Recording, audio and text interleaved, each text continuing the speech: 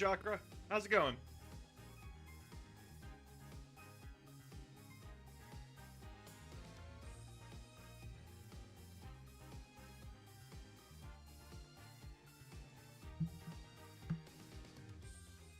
Passing by to say hello. Hello! Hey there! How are all of you? I'm sick, so I got soup. Oh, I'm sorry you're sick. Hey, Mish.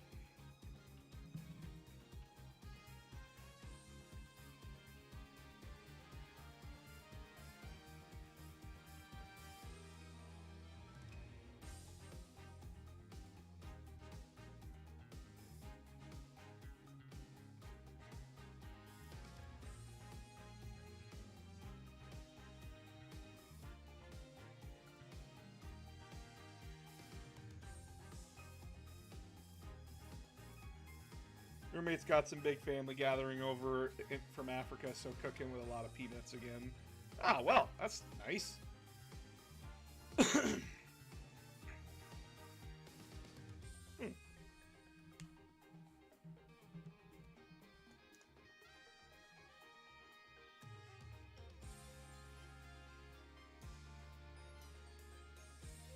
I really do need to get my friends to help me with this, because, like, it's easier on the throat if I'm not voice acting everything. But I'm allergic. Oh no! No! Why do you even have peanuts in the house? If you're allergic, why do you have them in the fucking house?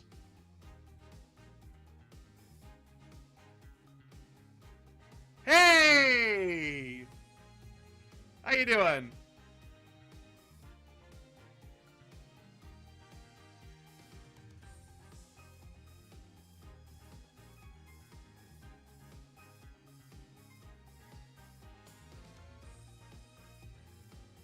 Yo, this shit's good. This music's good, dude.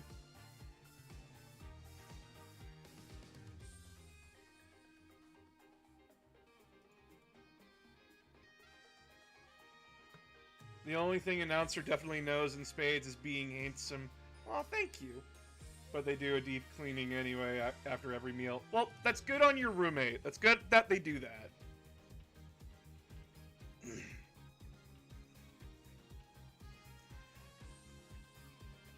So, recapping what the fuck just happened last time. Apollo has been out of work for 2 months, and he finally caves and decides to go work for Phoenix.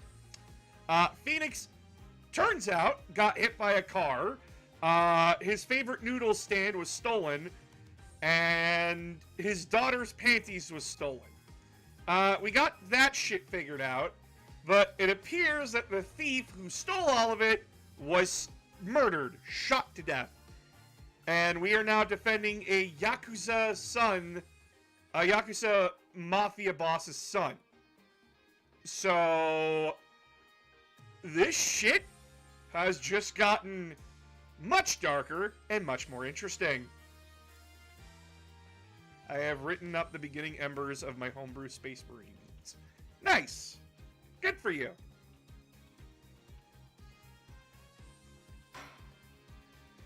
Turnabout corner. A defense request.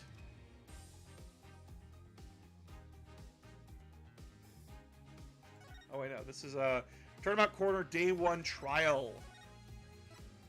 All right, let's get this going. Tomorrow is Warhammer Magazine time, both AOS and 40K this week. Nice. District Court, Defendant Lobby number 2. Huh. Mr. Wright's not here today? He said his old foot injury is acting up. Old injury? He was all smiles yesterday! While the announcer is being a lawyer bullshitting his way through court, I'm starting my playthrough in Red Dead Redemption 2. Okay. Yes, he smiled when he said, "We'd be fine, as long as you're there, Trucy." Yes, fine. We'll be fine. Here comes justice! Hi, Nix! If you want, I'm in my server chat if you want to come join in. I started my voice training at 5 this morning. Ooh, do some now. I want to see. Here. Huh? Oh, okay. My name is Apollo Justice, and I'm fine! Can we come over to Dub 2? Maybe. I'm just kind of sitting in voice chat doing whatever. That sounds more like a self-mantra than voice training. I'm fine, I'm fine. You know what I'm saying? Ah, good morning. Yo, sup? Hit me with the guilty verdict, G. See if I care. You just hang loose and let things go with the flow. You know what I'm saying? Not really. Lucky, don't be ruining your mouth like that, yeah. See, what's the difference between me and you, old man? I ain't afraid no cops. Real G's can't keep it real till they spend some hard time in the pen. You have absolutely no idea what you're talking about.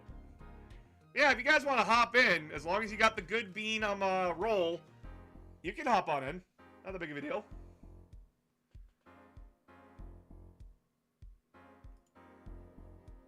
I know a few of you got that good bean roll. Sounds like they've both been voice training too, Apollo. My worst fears realized. The trial's starting. I still haven't had a real talk with my client.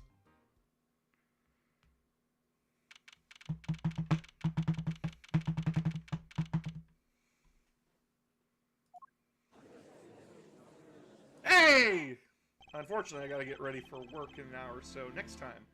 Sounds good. Court is now in session for the trial of Walkie Kitaki. The defense is ready, Your Honor. Ready to rock and roll here, Judge. Ah, it's him! The guy from yesterday! He's a prosecutor? It's Mr. Gavin's brother. Long time no see, Prosecutor Gavin. Where are you taking a leave of absence? You know that little band I started in my free time? Thing is, we got real popular. Hard to say 9 to your fans when 3 of your singles go platinum, ja? I see. To be honest, I was a little concerned. I feared that you might still be distraught over that one trial. Not to worry, Herr Judge. I wouldn't miss this day in court for the world. It's worth even more than VIP passes to one of my concerts, yeah? How could I pass up a chance to see this true strength? Of the little boy who bested my brother. It was worth cancelling a show or two. Understood. You may give your opening statements to the court. Before that, I was thinking. In the air in this courtroom, not a bit serious? It is a court of law. That's no way to get the crowd jumping, Herr Judge. They're not supposed to jump. This is a courtroom. Achtung, baby! Today we play it my way! What's that noise? Sometimes you have to get on in order to get down. To prosecuting. This is crazy. The victim, Paul Mercatus, director of Mercat's Clinic. The scene, People Park. He was found pulling a noodle stand. What in the world was a doctor doing pulling a noodle stand?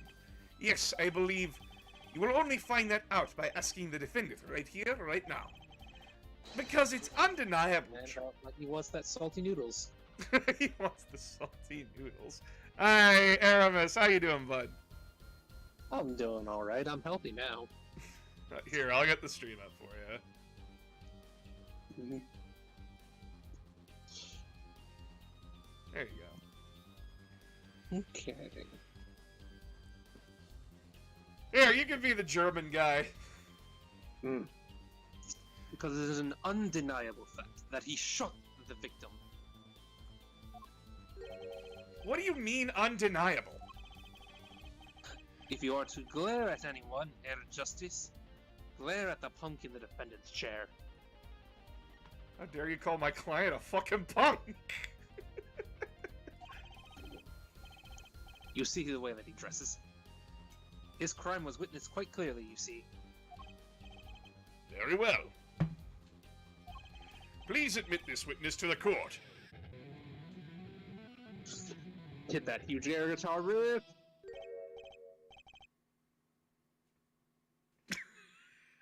Nine. Not yet. 9, Herr Doctor! First, there is a little matter to be cleaned up.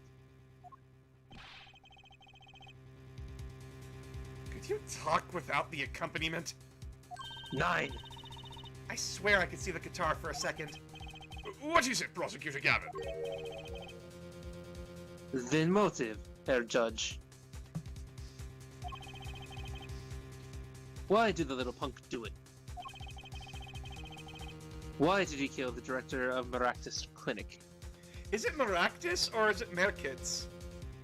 I'd have no idea. That's just how it would be pronounced normally in German. That's not so fast! The defendant doesn't have to explain that! Oh! But what if the defendant specifically requests to do so, as he did this morning?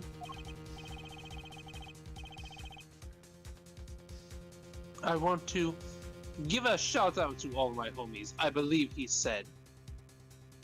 Oh my god, I'm defending an idiot. What?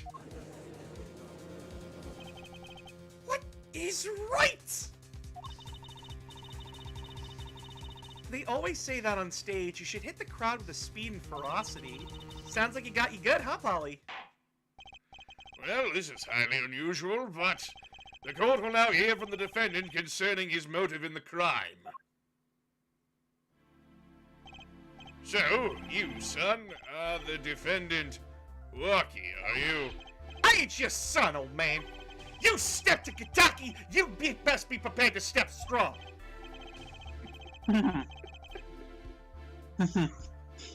You step to a public official. You'd best be prepared to step into jail. You gotta hand to him. Walkie sure has guts. It's not his guts I'm worried about. Well then, the court will now hear the testimony of the defendant's motive. From the defendant himself. God, I hate his face. Just look at it! What is going on here? He's a dipshit. I'll tell you one thing. That doctor was a quacker. Someone had to show him what's what. I was in his clinic about half a year ago. He messed my op something bad. And then he just lets me go without a word. See you later. Bye. So I gotta go in, get another doc to patch me up again. That was the day I done figured it out. No OG's gonna let that pass. That's why I went to his pad that night. You know what I'm saying? What? You're saying you were one of the victim's patients? A lot of stuff goes down when you're keeping it real on the street. True that. I tell you one thing. That doc was whack. Very well. The defense may begin the cross-examination. I can't believe this is the first time I'm hearing about all of this. Poor Apollo. I am so in fucking trouble here. Oh yeah, all the things that he just plainly said there. I'll tell you one thing, this doc was a quacker. Yeah, because, like, the clinic was used for the Mafia to do patch jobs on Mafia guys who got injured. Mm-hmm. I should be saying Yakuza.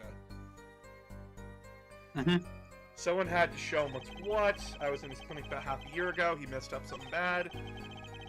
Well, he didn't kill the guy at his pad. He killed him at his noodle shop. And that wasn't even the guy's noodle shop. That's why I went to his pad. You know what I'm saying? Press on that. You went to his pad? Did you have an appointment to meet with the victim in the park, perhaps? You out of your mind? Who makes an appointment to get the drop on someone? I came ready to fight my way into that clinic of his. Shortest way to the clinic from my place is through that park. Know what I'm saying? He's right. That does seem to be the shortest path. There I was, cold walking through the park. When he comes popping up out of nowhere right before my eyes. I figured someone up on high was looking out for me. Know what I'm saying? This sounds bad right from the get-go. Well, there won't be any get-go if we don't get some more information. Right, first, gather the facts. Time enough for despair later. He's a quacker. Okay, I need to... Shit. I need to review my evidence quick.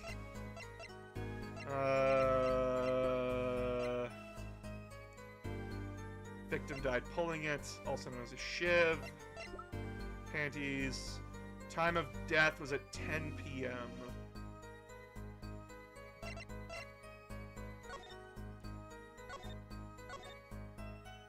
Yeah, it is the shortest way. But someone had to show him what's what. I was in his clinic about half a year ago. He must have something bad. See you later, bye. So I gotta go in, get another doc to patch me up again. Yeah, it's about the time. You figured it out that day, so you had no idea until then? Half a year, I didn't notice a thing. What? You had a bullet in your chest and you didn't know? Takes more than a bullet to bring me down, Holmes. How many bullets does it take?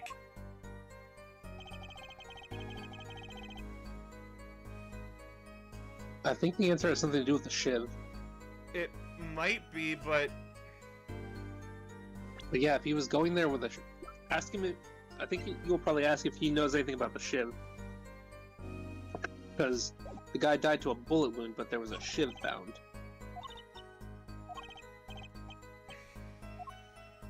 I'm just gonna press him on all of his statements first, see if I can learn any more. First of all, the word you're looking for is quack. And isn't that a little harsh? He's your family doctor. Who asked you, pointy locks? Just who do you think you are? Your lawyer. Wow. Look, I ain't trying to hear that. He was a quacker, plain and simple. Someone had to show him what's what. Why? By someone, you mean... Was there anyone with a score to settle with this doctor besides you, I mean?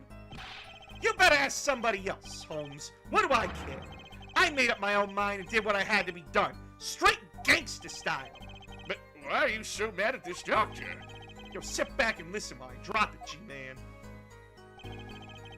I was in his clinic about half a year ago. He messed up my op something bad. So you were a patient at the Americans clinic half a year ago. For what reason? I had what you might call a mark of honor.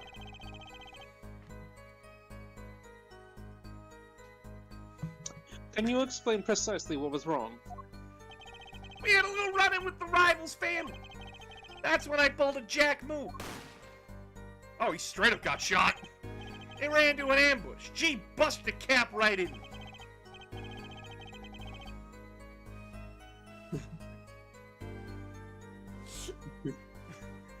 According to my sources, you couldn't stand the stress of waiting. And ran in 15 minutes before the appointed time. By yourself. Hey, I was more than a match for those guys. So you were carried to the Americans clinic from there? Apparently, you were shot in the heart. And you're too late. Shot in the heart and he's still alive? I can't catch bullets between my teeth. And you're to blame. That's where mine went first. But I never learned how to catch them with my heart. The bullet stopped just short of my thumper, you know what I'm saying? I would have been golden if it weren't for that whack doc. Can't even take out his stupid bullet. So, as you say, the surgery was a failure. That ain't all of it, Holmes. And he just lets me go without a word. See you later, bye. What do you mean he just lets you go without a word? What do you think it means? It's whack, that's what. I'm not sure what that means, but it sounds bad.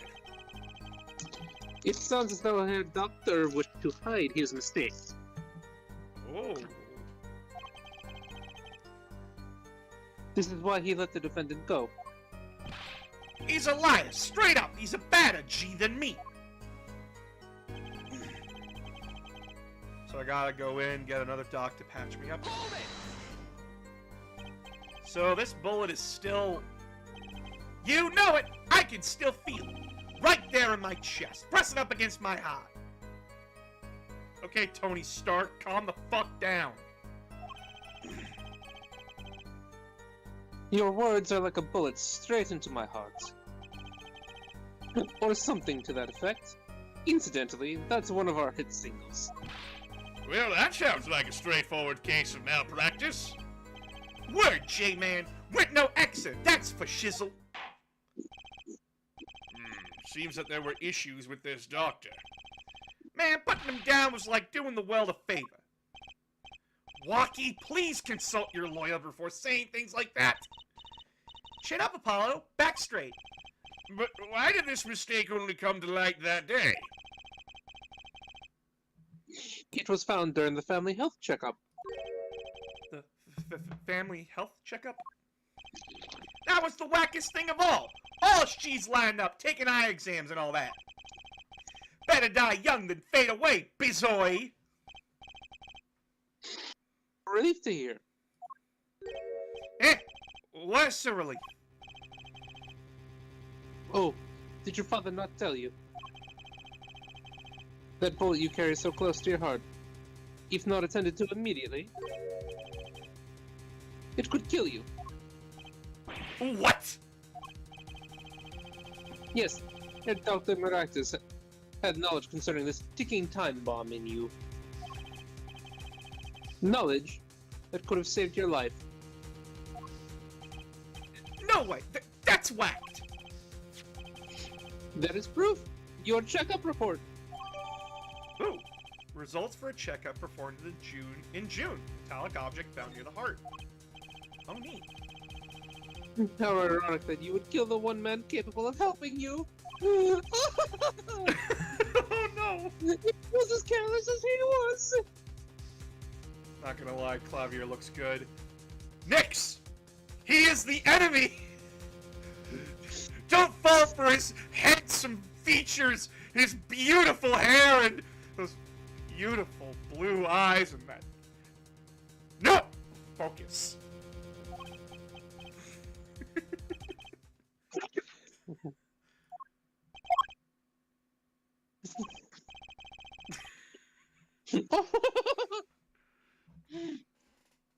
Well, now that the place is hopping, let's get this gig started! Started?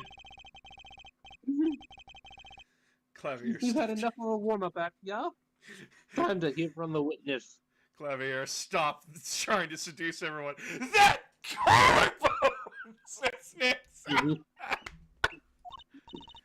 Lucky sure is quiet all of a sudden.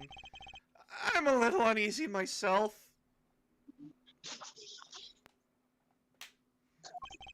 Is this Gavin's strategy?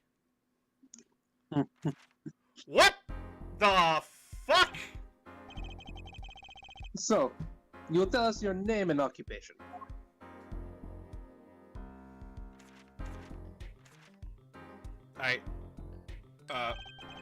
Stickler.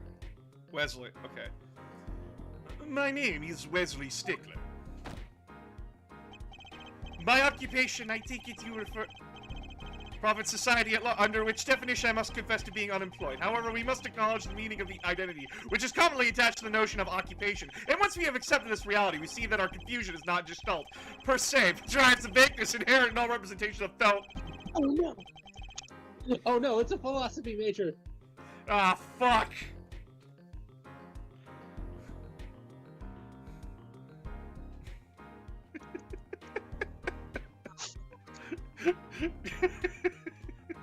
Ah, fuck, it's philosophy! By which he means to say that he is a student. Take away the nose and Hat Stickler looks like Voldemort. Oh no. Oh no. Oh, a junior at Ivy University, if I'm not mistaken. Yes, in the Department of Science and Engineering. Filled with curiosity for all things I spend my days in pursuit of truth. Oh no, Honing he's my- even worse, he's an engineer. He has even less social skills. Oh no. Stickler, please direct said curiosity to the case at hand today. Very well, Mr. Stickler. Please testify to the court about what you saw the night of the crime.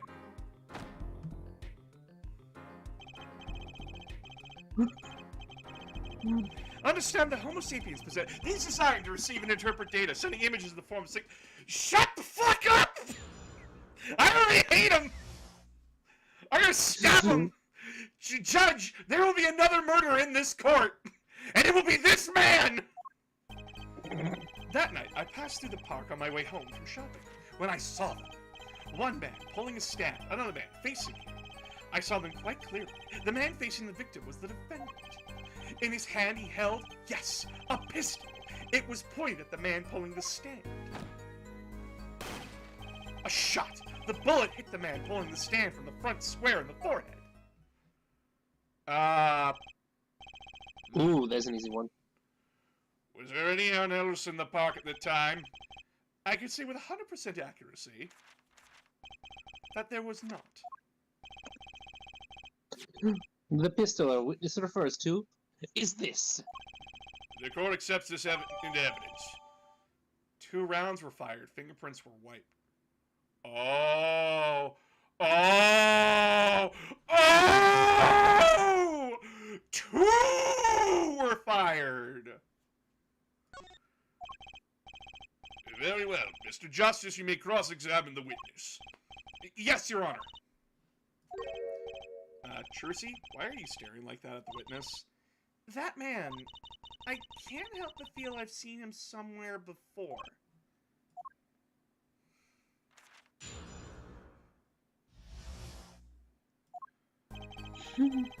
Okay, hold on. One man pulling a stand, another one facing him. Saw them quite clearly. The man facing the victim was the defendant. It was pointed at the man pulling the stand. A shot, the bullet. The man hit the stand square in the forehead. Yep. Are you absolutely certain only 1 shot was fired? Yes, of course, it was 1 shot. Why do you ask? Aha! A contradiction. Fine. Mr. Stickler, according to the court record, the pistol was fired twice. A clear contradiction.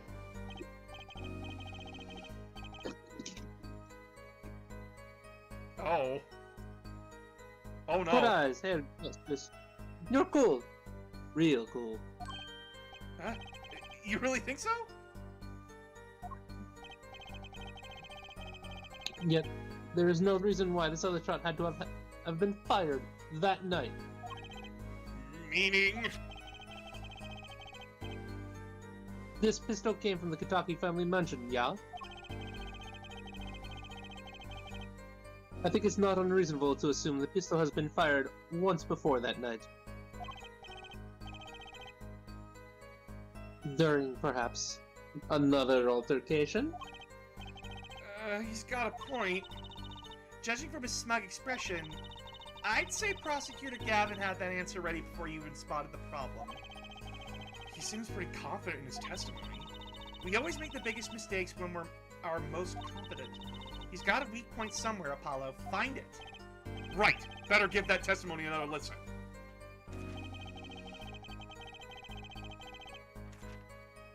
Why is there ... On the way home from shopping, you say, why go through the park? Ah, fascinating inquiry, revealing me culpable of being insufficiently verbose. Let us consider the time saved by passing through the park on the way home from the store. In that time, I am capable of solving 2 GMAT problem sets. On average, it requires me 3 minutes, 24 seconds. Oh my god, shut the fuck up.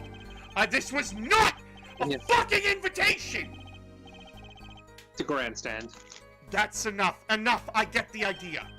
Mr. Justice, the hope to finish cross-examination sometime this month. Please, I have a recording booked after this trial. And I've got a show to perform. Gee, sorry you're all so busy.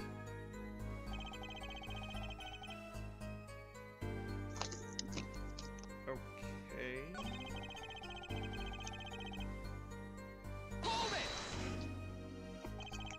How can you be so sure it was the defendant? The crime took place at night. It would have been too dark.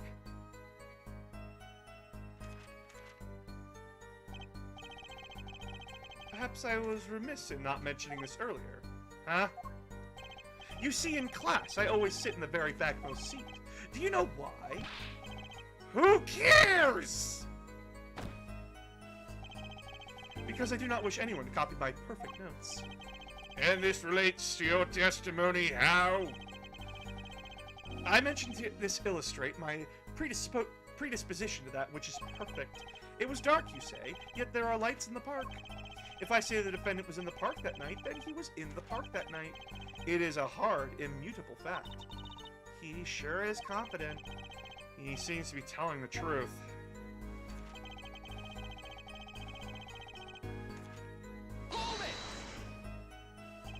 Are you sure the pistol you saw is the same as the one just submitted as evidence? Am I sure? Surely you jest. Or so a common witness would be tempted to say. Huh? Yet I am no common witness. I see not only events as they are, but the logical structure governing these events. First, we must consider the fact that it was night. I am going to beat you.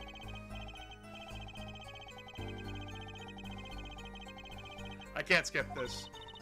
I think he means he couldn't see it that clearly. My badge for a normal witness. Yet the fact that a pistol was fired before my eyes is indisputable. I can still see it when I close my eyes. The defendant raised his weapon.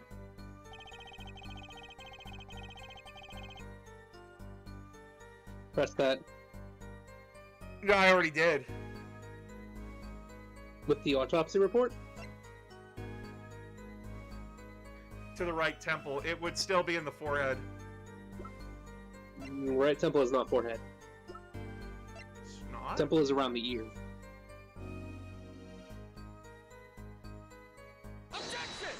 Hey! Whew! That's all, then I think I might have a chance. Is that you relaxing? I see, Herr Justice. Oh, objection! Once is quite enough, Mr. Justice. Apollo, pace yourself. This trial's not over yet. Right. Look at this.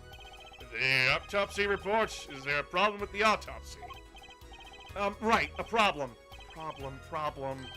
Yes! The problem is the location of the entry wound. The location? You testified that the killer shot the victim square in the forehead, did you not? Ah, I have already determined your angle of inquiry.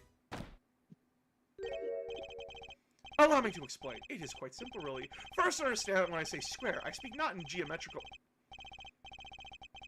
Oh my god, you fuck! This man needs to be beaten. Nix! I'm hiring you to murder a man! Mr. Justice, yeah? Was your objection to these krypton particle things? This is the big time, and you are obsessed with something so small. You disappoint me. No, I'm obsessed with something big. I mean, there's a bigger, less nitpicky problem here. Do tell. Just look at the autopsy report. The location of the entry wound was the right temple. Temple? Mr. Stickler, you said quite clearly that the victim was shot square in the forehead. That's a contradiction, isn't it? It is, right? Finally! Are you trying to be a sussy baka in front of me? Your Justice. Oh, Your Justice. Yeah? Your tactics are outdated. Trying to shake the witness by objecting to trifles. Surely you haven't forgotten the fatal wound your master suffered 7 years ago. Phoenix Wright, was it? Look, I know the wound was in the wrong place according to this testimony. Hey, forehead. Forehead? Let us imagine you are walking through the park. You see two men facing each other, one with a pistol trained on the other.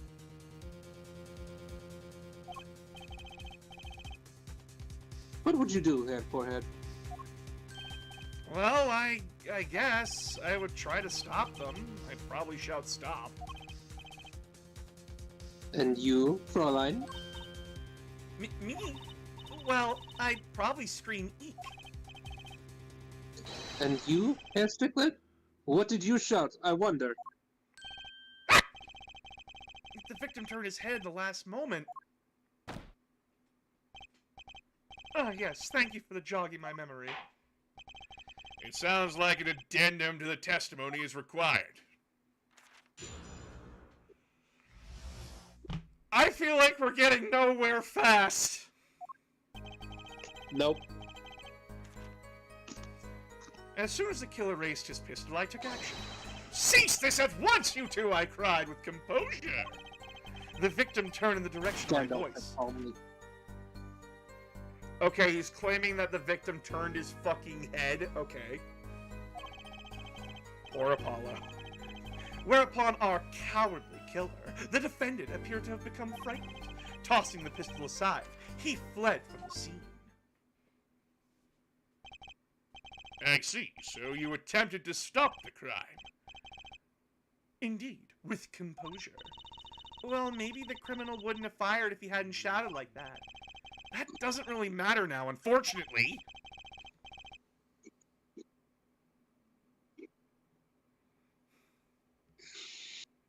Let us consider this new testimony, shall we?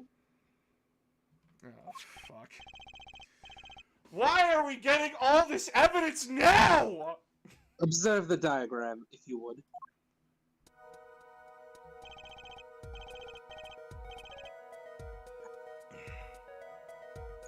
It's still you. The witness, Mr. Stickler, was it? Stood here. He shouted, "Oh, stop, please," or something of this nature. And the victim responded by looking in the witness's direction.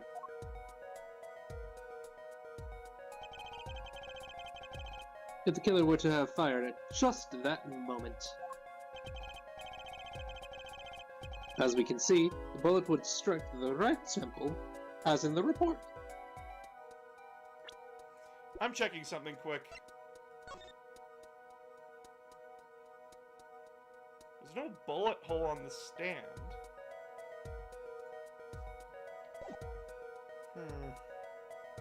No, but it was going through his head, and the human skull is tough, so... It would still be a spray, though. That does seem to be the case. Witness the power of a junior in Ivy University's Department of Science. Very well, Mr. Justice, you may cross-examine the witness. Because what is a lawyer going to do with evidence in a courtroom? Come on, dude, think. I'm sorry, last I checked, I can't pay the judge off. As soon as the killer raised his pistol, he took action. Cease this at once, you two! I cried with composure. I doubt that. Are you sure both men were able to hear you? They were, of course. My high, exquisite voice echoed through the park. And the victim responded to that clarion call. Quite. Well, have I been giving this guy the wrong voice? The victim turned in the direction of my voice, and a shot rang out.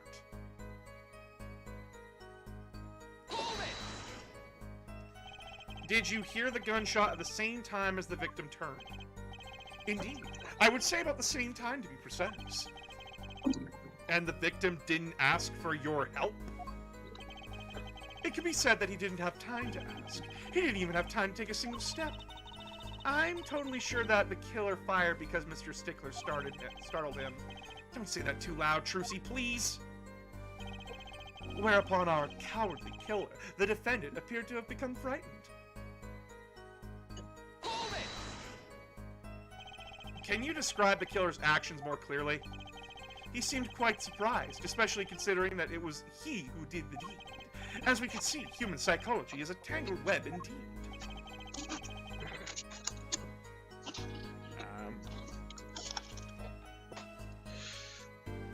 He simply couldn't believe what he had done.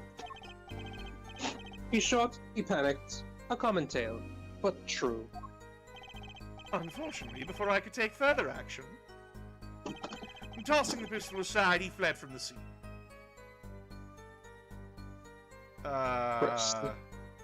Wait, hold on. But the fingerprints were wiped. Exactly. Objection! Hey! Wait a second! Tisk tisk. Another misleading request. Yet you're so beholden to your own mode of discourse, you can't see how it affects you. Come again? Wait a second, you say. A second? Are we intended to wait just that? A single second? 1/60th of a minute? That's hardly enough to draw breath, let alone make a statement in court. Now, how do you ask for a longer period of time, say 3 minutes 35 seconds? Mr. Justice. Yes, Your Honor. Am I to understand you were objecting to the length of a second? Yes, I mean, no. Here, just look at this pistol. It doesn't have a single fingerprint on it. Ah, common ploy made by all the more common, I fear by a prevalence of television. Criminals these days are loath to leave fingerprints. Wait, but you said the killer tossed the gun and ran. That's right. He didn't have time to wipe the gun for prints. Ah, the little girl sticking it to the university student. There's a song in there. I'm not little.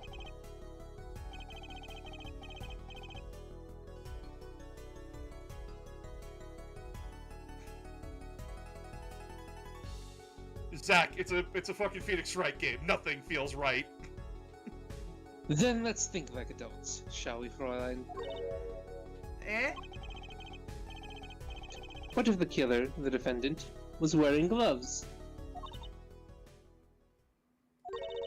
Gotta admit, didn't think of that, Apollo. Tracy! Well, Mr. Justice, could the killer have been wearing gloves? No way. The record of the murder weapon is very clear about one thing.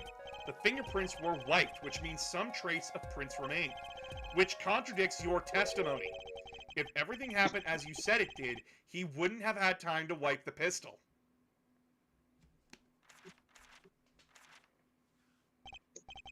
That may be, but it does not change what I saw. The killer, the defendant, he threw down the murderous weapon from his hand and fled. And this pistol was found at the scene of the crime, strongly suggesting that this was the weapon he disposed of. That sounds solid to me. Well, Herr Forehead, any of your precious objections? What gives, Apollo? Let's see that voice training go to work. You know, I've only recently realized something. No matter how much you train your voice, it doesn't matter if you have nothing to say. What do you mean, nothing to say? Isn't it obvious from what the witness just said? Huh? Isn't what obvious? When he restated what he saw just now, he said he saw Walkie drop a murderous weapon. But that's not the same as being 100% sure of what Walkie threw away. You're right! He's just confused because a pistol was found at the scene. Poor Mr. Stigler. It must be hard to be so perfect and yet so wrong. Well, it can be said that I am quite offended. Well, it is indeed true that once in my youth I wrote a love letter. Oh my god, shut up! Oh my god. What we can say for certain is that the witness saw the killer throw something. Does the defense have anything to say about this? Well, if what he threw wasn't a pistol, then it had to be something else. At least one person on the defense team seems to be thinking. I'll wipe that smile off your pretty face, Gavin. Perhaps you can inform the court as to the nature of this something else. What did the killer throw away before fleeing the scene? His knife. Take that! Is that a sword? We saw one of those on the late-night movie last night. Great, a sleep-deprived judge. This knife was found at the scene of the crime with the defendant's prints on it. His prints? This single piece of evidence proves two important things. One, that the defendant threw down wasn't a pistol. Two, that the defendant wasn't wearing gloves. Indeed. Oh, her forehead. You're forgetting two other things you've just proven. Huh? One, that the man the witness saw was the defendant, Mr. Walkie-Talkie. Two, that the defendant was holding a knife with the intent of harming the victim. Ah! Indeed. Ugh. Never underestimate a Gavin in the lesson here. This court It's is of always a Gavin. It's always a Gavin. This court is of the opinion that our witness is fond of making assumptions. In that light, I believe it would behoove us to hear about what really occurred. With less assuming, please.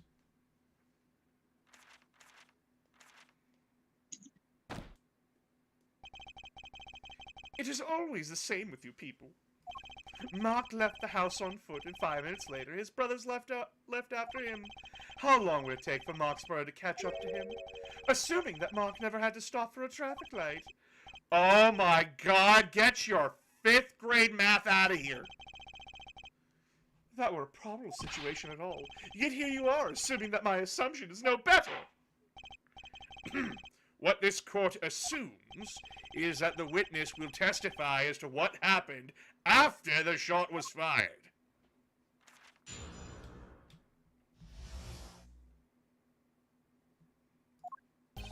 I could not prevent the killer from leaving the scene, nor could I simply leave the scene in good conscience. Ergo, I used my cell phone to call the police.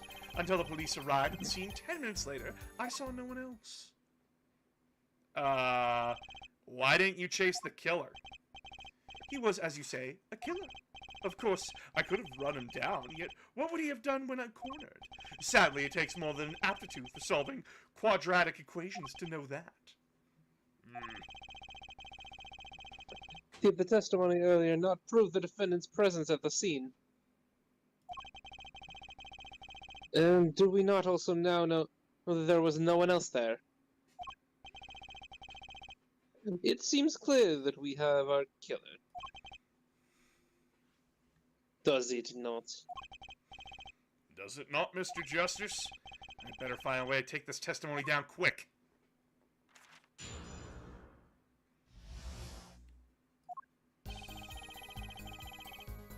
I could not prevent the killer from leaving the scene, nor could I simply leave the scene in good conscience. You are certainly composed for someone who had just witnessed a killing. If one is to devote one's life to the pursuit of science, one must never flinch at the sight of a little blood, nor be so moved by a chemical discovery that one's drop one's flask upon the lab room floor. Ooh, cool answer. Very cool. So nothing strange about how he acted. Trucy looks like she has something to say.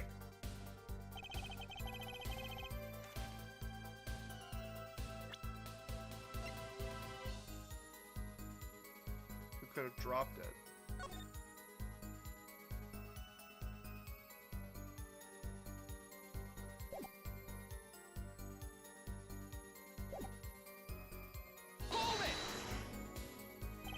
Wasn't your first thought to call an ambulance? It can be said that I have dabbled in medicine. The injury I witnessed, namely a single shot to the head, tends to result in death. Ergo, there was no need for me to call an ambulance. Oh, a perfect syllogism. A proof in 3 parts. Exquisite. Simply exquisite. He actually looks like he's going to cry. Until the police arrived at the scene 10 minutes later, I saw no one else.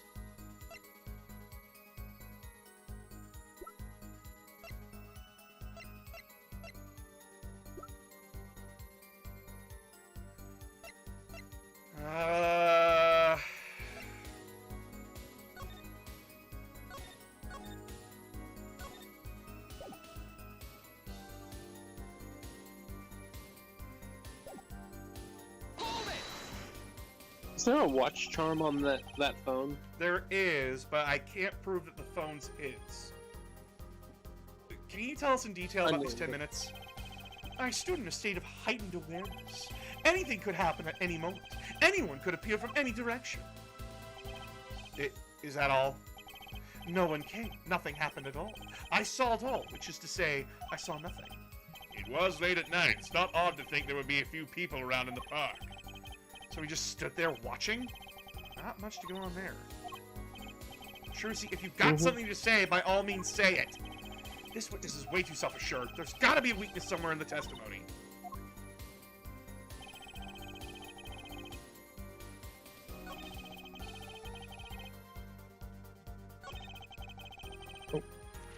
I know. What is it?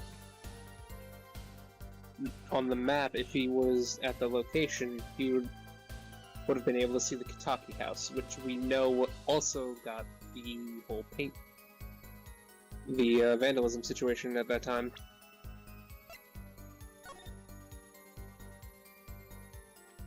You're right, he would have been able to see it, but how do we, what do we present that on?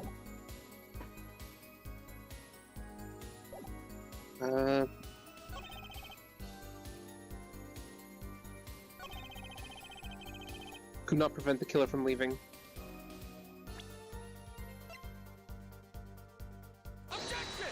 Nope.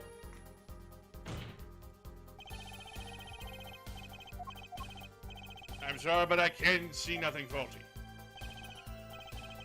Fuck. Ah! What? No! Ah, shit! Cannot prevent the killer from leaving. Actually, I haven't pressed this Wait a yet. minute. Which way did the killer run? That's... By that time, it was clear the killer had noticed me. Naturally, he ran the opposite direction. That would mean he ran the opposite direction from the Kitaki mansion. Don't even think about pointing out that he was going away from his home. All he had to do was loop back once he was out of sight. How did he know that's where I was going? I can't find a single problem with that testimony. Had enough at last, hair forehead? Maybe it's time to back off a bit. No! The defense still has some questions that demand answers, Your Honor. Your opinion, Prosecutor Gavin? Oh, let him play attorney until he's satisfied, I say. I will amuse myself by composing my next smash hit in my head. Very well. You may continue with the cross-examination. Okay, fuck this. I'm looking this up. Oh! Say, I think the 10 minutes and maybe the broken side mirror. Because he says nothing else happened. How would he know that, though?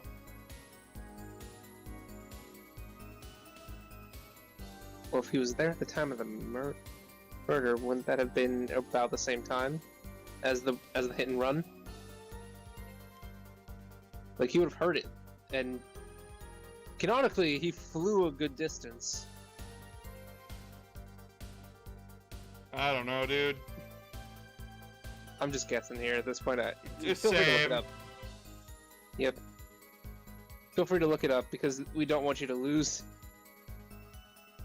Yeah, I'm looking it up.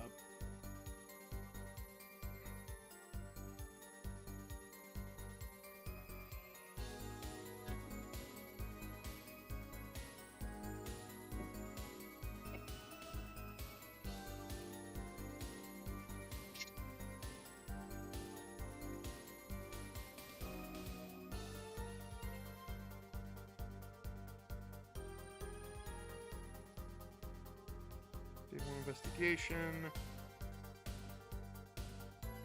Bring me to day 2 trial.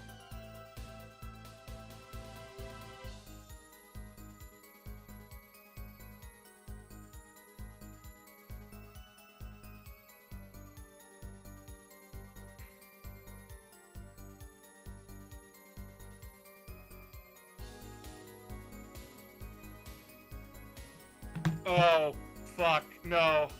I'm supposed to say yes.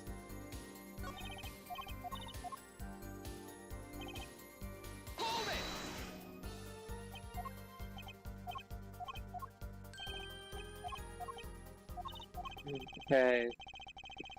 Yeah, I'm supposed to say yes because someone comes in screaming. some of us have glamorous careers we'd like to get back to this month, Hair Forehead. They don't have enough to put Walkie away yet. Should I back off for now? Yeah, we gotta back off. Ugh. There's nothing fishy about that testimony at all. It appears there are no objections to the witness's current testimony. There are any number of ways to explain the lack of prints on the pistol, I assure you. Perhaps the killer really was wearing gloves which wiped the previous user's prints off. Then, after the deed was done, this fell out of his pocket as he was throwing the gun away. A mistake befitting a small-time punk, in my opinion. Oh! Oh! That face of Jesus. It seems we come to the end of the line here. No, that can't be all. How unfortunate. It seems you weren't cut out to stand on the same stage as me.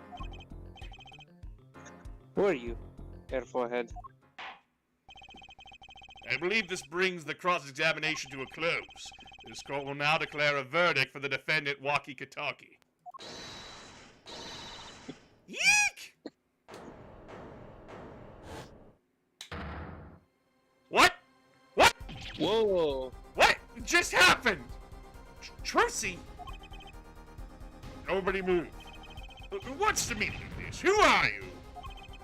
There will be no verdict in this court. Not yet. Wait, are you one of the Kitakis? The Kitakis? You mean the notorious gangsters? If you don't want to see me give the pretty girl a new smile, do as I say. Adjourn the court for 20 minutes. What? This court will not bow to the pressure from the likes of... Herr Judge.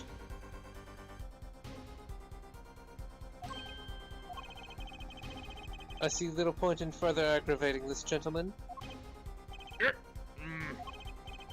Recess. 20 minutes, or I'll promise you'll regret it. Wait! How did he disappear so fast? Damn, the man moved like Jagger! Yeah. Come to the defendant lobby, Apollo! I suppose I have no choice but to adjourn for a 20-minute recess. Bailiff, capture that mysterious man! What the fuck? 100% it was Phoenix doing a delay tactic. That is incredibly illegal. Oh, definitely, but he's not a lawyer anymore, so it's not perjury. I mean, fair. June 16th, 11:17 a.m., District Court, Defendant Lobby. Trucy! Trucy! We move quick, Apollo. Good show, good show. Oh. Trucy, you're okay? I thought... Don't cry, Apollo. Those good-for-nothing gangsters. There are some things you just don't do. I'm pressing charges. Wait, just calm down, Apollo. Or else...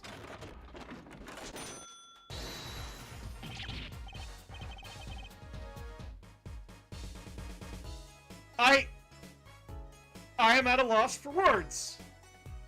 Really? I genuinely... own kidnapping. What? Trucy! Contempt of court! What the heck is that? Surprised? This is one of my Beyond best... contempt of court at that point. This is one of my best tricks. The amazing Mr. Hyde. You look marvelous, darling. He's a big hit on stage at the Wonder Bar. Yes, I'm a big hit. Well, what do you think? Do you like it? You mean you Trucy? There are some things you just don't do! I'm pressing charges. Apollo, now is not the time to be threatening me. It's you who's being threatened here. Huh? Remember what you said to Walkie's father yesterday? You promised you'd save his son. But that testimony was rock solid. What are you suggesting I do? Look, once the judge declares a verdict, it's all over. If I can use my talent to stop that from happening, I will. Trucy, no more stage abductions, please. I'm not talking about magic, Apollo. I know when the witness isn't confident. I can perceive what he's feeling. It might not mean anything, but it's all we've got. You can see what he's feeling? Think back, Apollo. Think back to the times when there was a contradiction in his testimony. All the times. All the times there was a contradiction. Yeah, it was ... every time. Well, I think I remember them, sure. There were 2 times when he made statements he wasn't confident in, and each time there was a contradiction.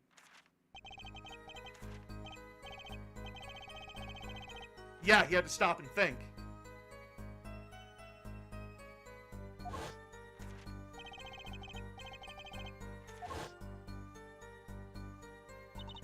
He said the man tossed aside a pistol, but it turned out he wasn't sure, and sure enough, there was a contradiction.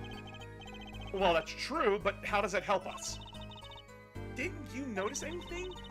Whenever he made a statement he wasn't confident in, he displayed a certain habit. In his hand, he yelled, "Yes, a pistol." It was pointing at the man pulling the stand. He's flipping pages, he's scanning the book. He stops turning.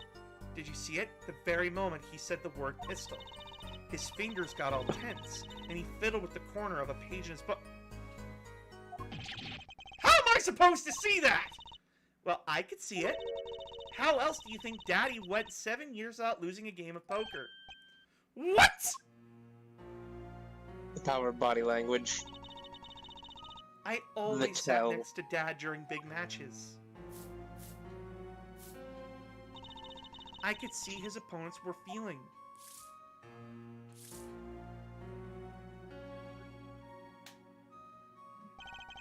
You mean that's how Mr. Right won all those games?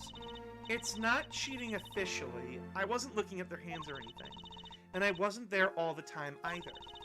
Dad's quite good at poker after all, but not good enough to go undefeated that long. Great, so he cheated, but what does that do for us? I don't believe this. You have to listen to his testimony one more time. No, scratch that.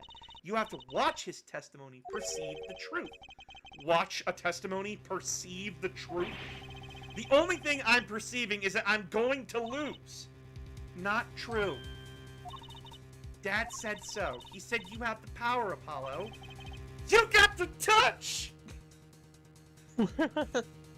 A fire. Mr. Wright said that? Watch the testimony, perceive his true feelings. Is she serious? Time's up. Sorry, I can't think of another way out of this one, Apollo. What was that she said before the trial started? Huh?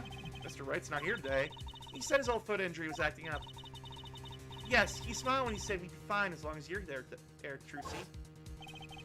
Is this what he meant by us being fine? Well, methods aside, she did avoid one guilty verdict already today. Time to show this court what I'm made of. Get ready for justice! Let's do it. Apollo, you know, I'm starting to think I can do this. I knew you could do it all along. Oh, one more thing. Try to cover for Mr. Hat as best you can. I just flew in from the coast and boy are my arms dying! Right.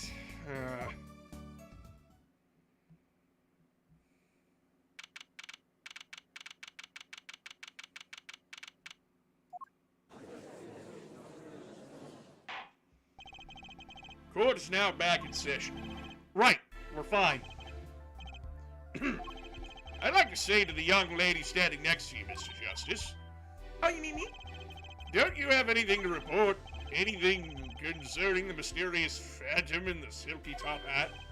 Ah, right, him. Don't worry about him, I settled that. You settled that? Yeah, it was an out-of-court settlement. Right. Perhaps Fraulein would have us believe it was nothing more than a passing dream. A fantastic illusion. No, you see it? No, you don't, am I right? I think he's on to me. I wish he would stop being so cool. Insert Vegeta quote, oh my god, he's so goddamn cool. Yep. Let us dispense with these niceties and get straight to the matter.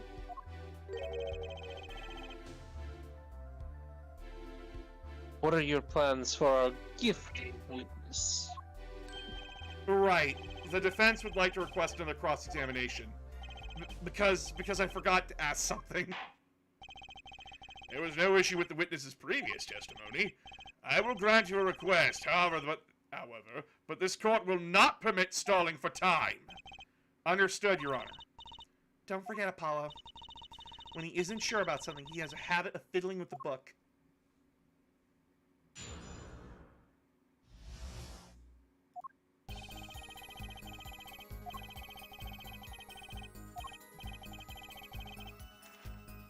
Yeah, right there. Number 3.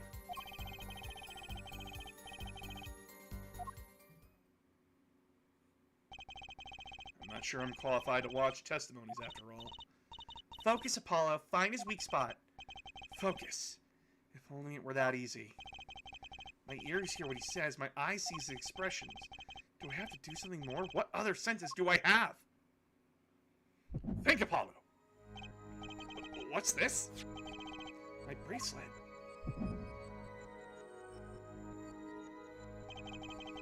What's going on? My bracelet feels different somehow. I think Dad was right. You can see it, can't you, Apollo? You're almost there. Find the weak spot in his testimony. I know this sounds crazy, but my bracelet is trying to tell me something.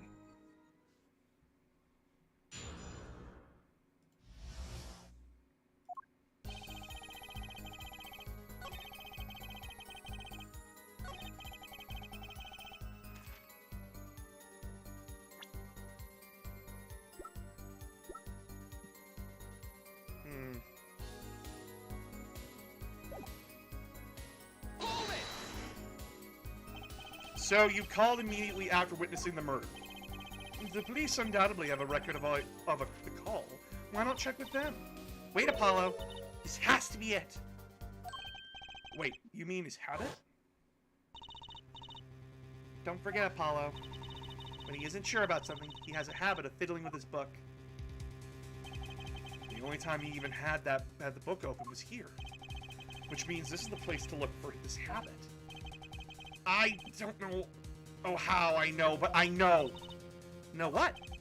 It's my bracelet. It's different somehow. I can feel it reacting to something about the witness. Your bracelet? I'm not sure I get this focus stuff you were talking about, Trucy, but I have a feeling that trusting my bracelet is the way to go.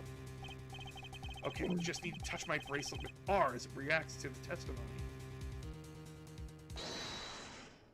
That's interesting. Oh my god, we're doing it in Naruto. What's going on? I can see the witness's face, his expression so clearly. It's filling my mind. I can see nothing else. I hear nothing else. Apollo? Trucy, what's happening to me? This is what I meant by focusing. Focusing. In this state, you can see everything, Apollo. Everything the witness does. Oh god, he's got the Sharingan. Oh god, that's what it's called, the Sharingan. That's great, but this is kind of freaking me out. Just look for Mr. Stickler's twitch. His habit, you remember it, right? Sure, when he says something he's not sure, he fiddles with a page of his book. You got it! Right now, you're looking at the witness's face. And your eyes are sort of bugging out. I'll bet they are. First, move your focus to the attention to Mr. Stickler's hand. His hand? You know what to look for now. But you have to be looking at the right place. She's right. I can only see his face like this. Time to try changing my viewpoint.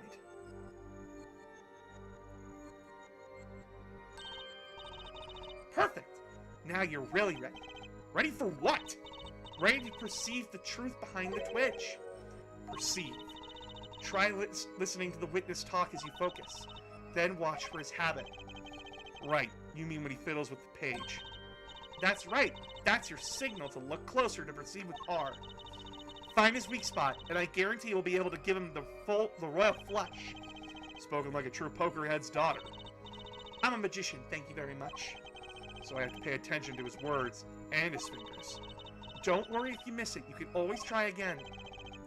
Right. Look out, Nervous Twitch. Here comes justice.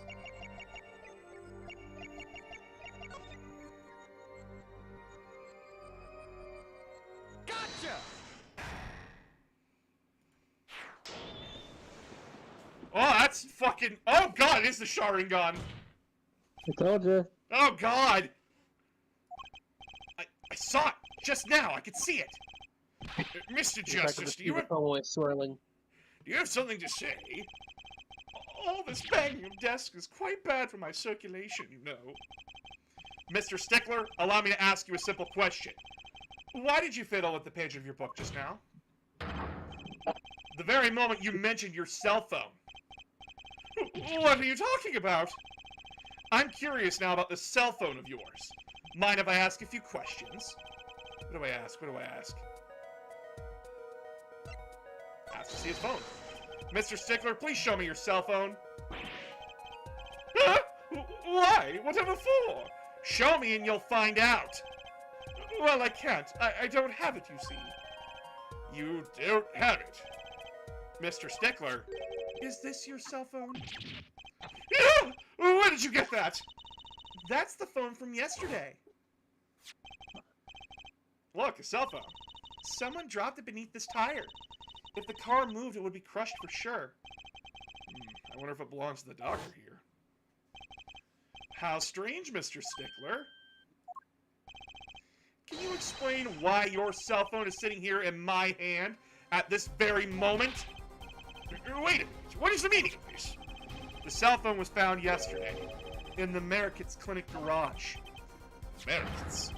Why, that's where the victim lived. That's impossible.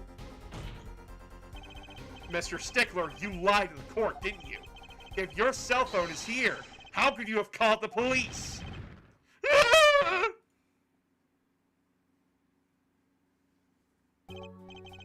It's true. I didn't have my cell phone last night. That is why it can be said that I called the police from a public payphone. A payphone? So you didn't call on your cell phone after all? Just where was this payphone located, Mr. Stickler? Well, to indicate it with a statingly high degree of accuracy, it was right around here. That's quite a ways away from the park. But why did you lie? There could only be one reason. He didn't want the court to know he had lost his cell phone, because it was found in the victim's garage. What are you saying? Mr. Stickler, you broke into the Merrick's Clinic garage on the night of the murder. This cell phone tells all. But that's ridiculous. That makes it sound like I snuck into this fellow's garage to commit some crime, as though I were trying to kill him. Well, Dr. Merrick's was killed that night. Well, yes, but no. This line of reasoning has to be against the rules. Yes, it's true. I lost my cell phone, but you can't prove that I lost it that night. Well, Mr. Justice, if that cell phone was dropped the night of the murder, it does raise considerable suspicion as to a connection with the crime. Now's your chance, Apollo. Connect Mr. Stickler to the crime. Oh, he's already connected enough. I just have to prove it. Well, do I have a piece of evidence that can do the job? Can I prove the cell phone was dropped on the night of the murder? The broken piece. The what? The broken piece of the car, because remember, it was found underneath the car. No, this was found in the garbage can. That was found in the garbage can. But the panties were found in the The panties were found where we found the phone. Yeah, and so... Oh, I like your swagger here, forehead. Hit it. The court will see this evidence, Mr. Justice. Hit it, as they say. The evidence that proves the cell phone was dropped on the night of the murder is... I mean, if you want to double check before you do it. Yeah, I'm gonna double check. No, you're right, it's the mirror. Damn. Take that! Take that! That's a side view mirror. As it so happens, Dr. Merrick's car was in an accident. That took place the night of the murder. An accident? An accident.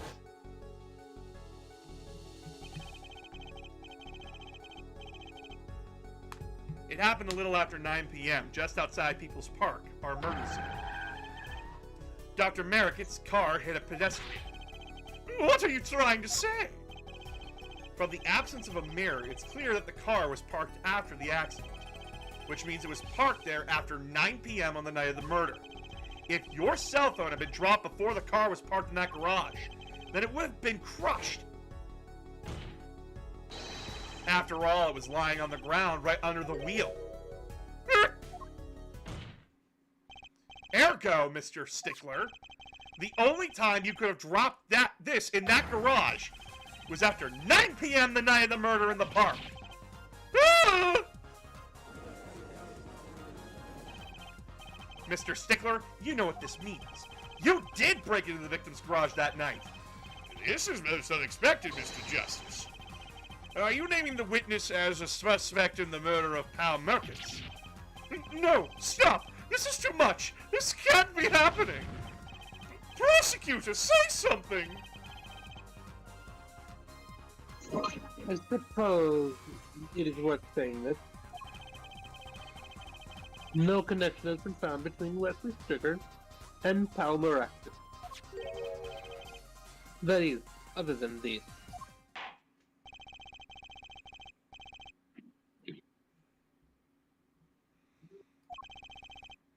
Is the witness prepared?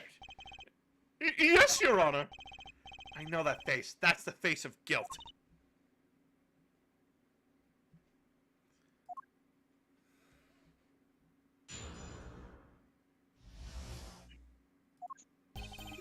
That night, yes, I went to the supermarket. I must have dropped my cell phone on the way back home. And when I was walking through the park, I happened to witness the crime. I saw the killer, the victim stand, all as clear as day. It was him. I saw the defendant at the scene.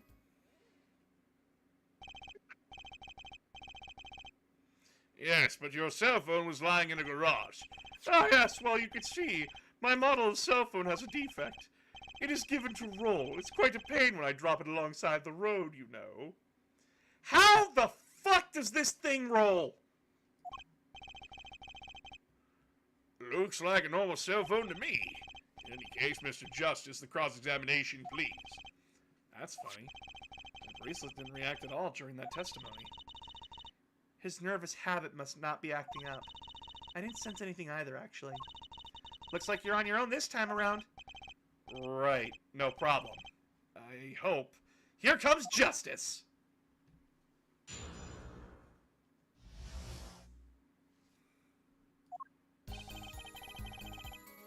That night, yes, I went to the supermarket.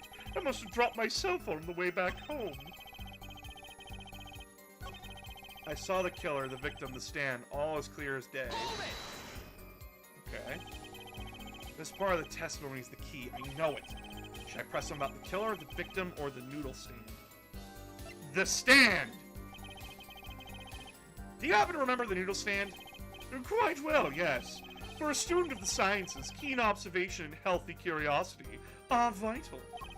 I remember everything. I could even read the sign. I believe it said, noodle. Yes, that was it. Oh, you dumb fuck. You dumb fuck! Mm-hmm. Remembering something quite well. It sure took you a while to tell us. And thank you for telling us that a noodle stand sells noodles. Very enlightening. Well, Mr. Justice, what about that sign could be that important? Very important. I would think this is pretty important. So the sign on the noodle stand said noodle. It appears the defense has just obtained a vital piece of testimony. Is this noodle stand's broth really that delicious? I'll have to go sample the wares on one of these days. I think that's worth adding to the testimony as well. Whatever sort of noodles that stand sells, it can't match up to IVU's cafeteria. Some applied to the school merely for a taste of our smart noodles. I wouldn't mind a taste of that myself.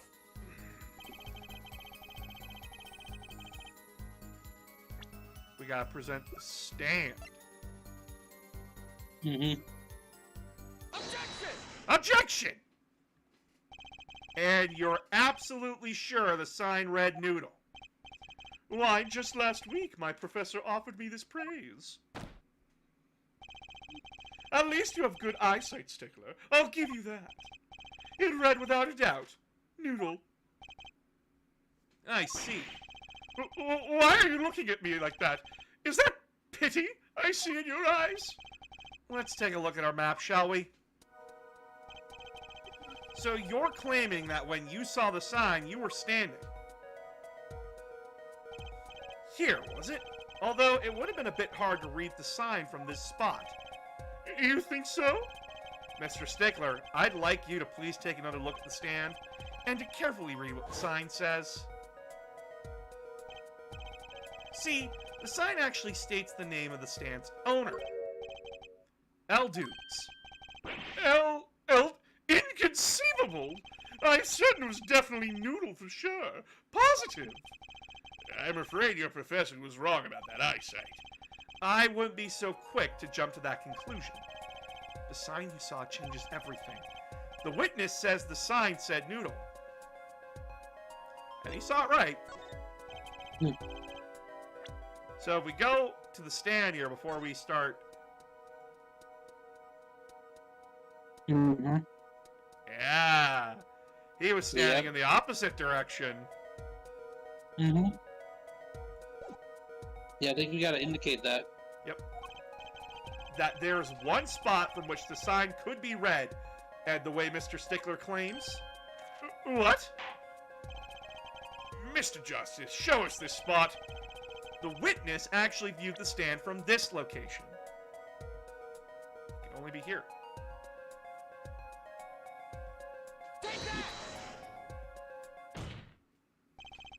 The witness was standing here, on the opposite side. How do you know that? When viewed from the south, the sign on the stand reads Eldunes, as we know. However, observe the other side of the stand. Oh, this side says noodle. Exactly. The name of the stand is split between the front and back signs.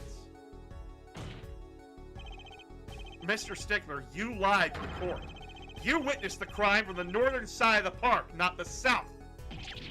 Yeah! You got me! Hmm. So what? So what? Or does it matter if he saw the killing from the north or the south side?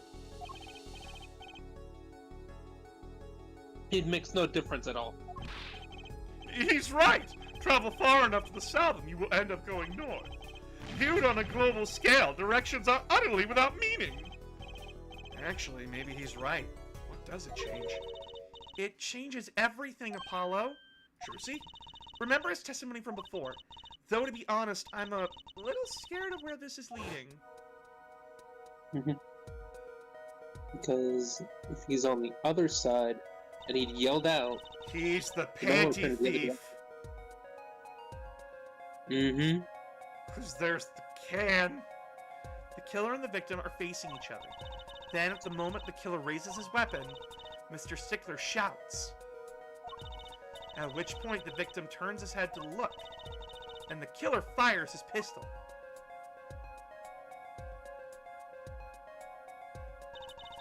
That's why the bullet hit him in the right temple. No contradictions, right? Right, but if Mr. Stickler was standing on the north side of the park, that reverses the whole scenario.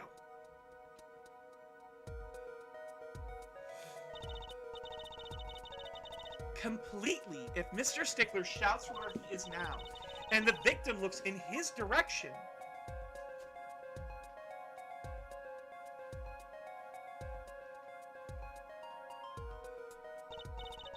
the bullet would have to hit his left temple. In other words, someone standing at point K couldn't shoot the victim in his right temple. It's impossible. That's right. So now that we know that Mr. Stickler was standing on the northern side, the wound location takes on an entirely different meaning. Indeed. You are absolutely correct, Fräulein. What meeting? Judge, come on.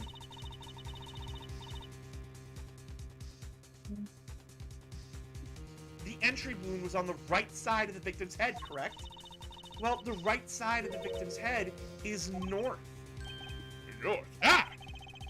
But that's where the witness, Wesley Stickler, was standing. Correct. So if he was standing to the north, then the only person here who could have shot the victim in the right temple was Mr. Stickler himself. Yeah!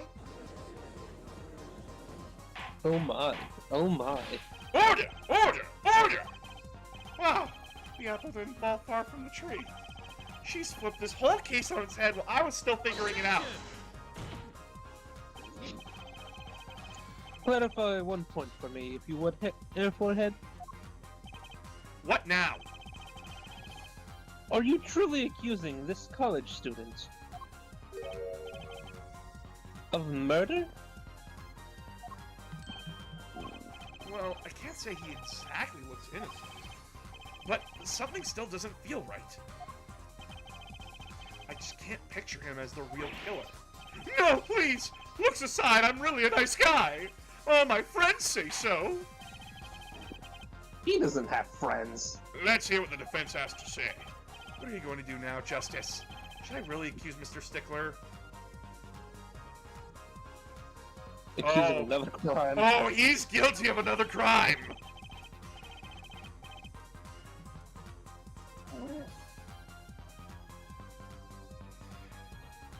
Guys, the old saying is true. Sure, you could go to bed now, but you'll miss the panty raid. Mm-hmm. I don't think Get Wesley. that eyebrow up. I don't think Wesley Stickler is a killer, but he's not innocent either. His unusual silence tells me that much. Mr. Stickler, you seem unusually quiet. Tell us why now! The word confession isn't in my dictionary.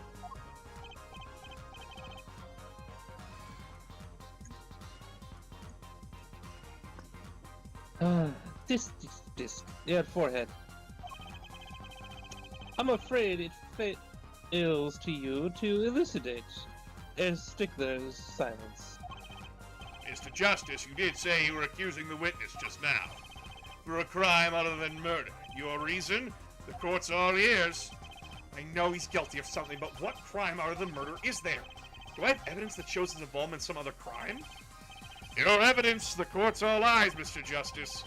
Show us the evidence that points to the witness's involvement in the crime. Truth He's a goddamn dirty fucking Master Roshi. You.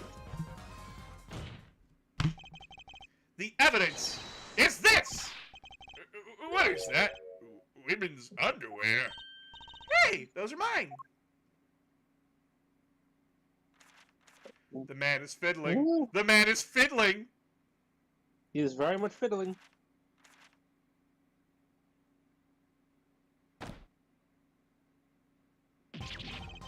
Don't look at me like that! No, I'm gonna look real long and hard. Order!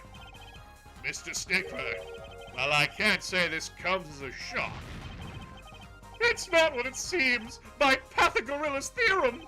On the night of the murder, just past 9 p.m., a young girl catches a panty snatcher red-handed. Bravely, she gives chase, but the snatcher flees and hides himself in no other place than the American's Clinic garage. Aha! Incidentally, those panties were found in the exhaust pipe of the car there. Presumably, he was trying to hide the evidence of his crime. Ergo, while you may not be a murderer, you are guilty of panty snatching in the first degree. Please, hear me out! Not what it looks like! Nope. Nope, it's what it looks like. Oh, pretty cut and dried here, buddy. I want to remind everyone, those are not panties that Tracy wears. They are still a 15-year-old girl's property. Yep. Still stole from an underage. Mr. Stickler, you should be ashamed. It's not what it looks like. See? Jeeves. So who got the cuffs? I got the taser.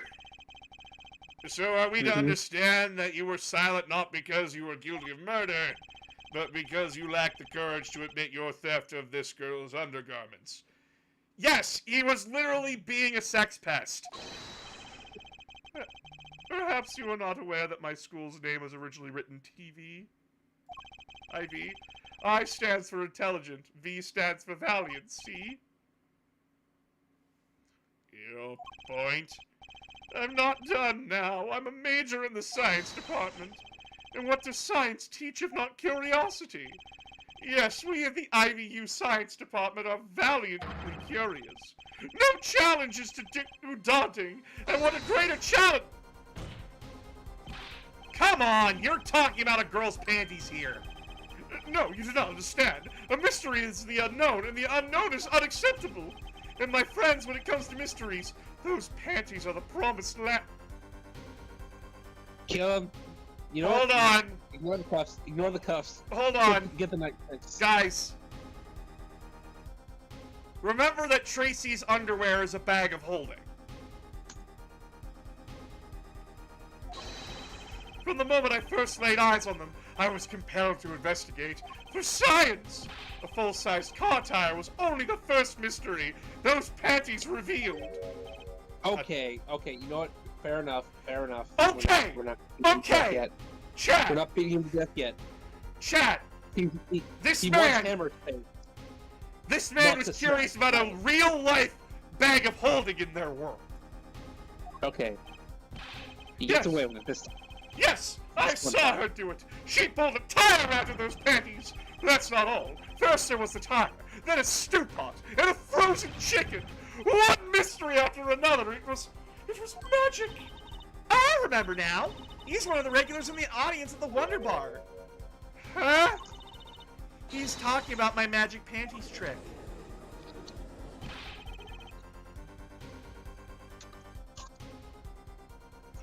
I just don't understand. A broom from a pair of panties. It mocks the very laws of physics. A broom and a frozen chicken, Trucy? Whatever happened to doves and bunny rabbits? Why can't anyone just say, hey, thanks for the good meal anymore? Yeah. Mr. Stickler, you stole this girl's panties to understand a magic trick. You say panties, but they are so much more than that. For me, they are an object for serious study.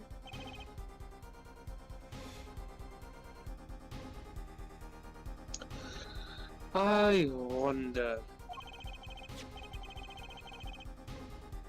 There has been a recent rush of panty snatchings in the area.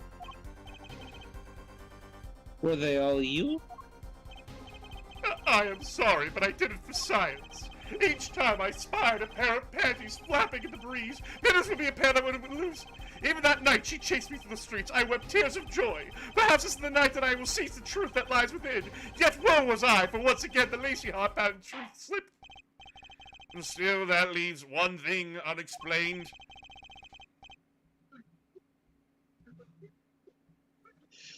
Ah, you referred to our witness's other lie, yes.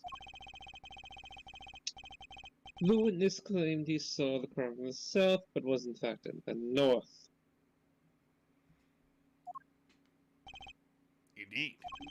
Would anyone care to explain why he lied about that? Be my guest, there, forehead. Gavin? Your cocky smile implies that you knew! Oh, absolutely, he knows things. Me? Did I not hear you correctly? Did you not say, do not accuse the witness of murder?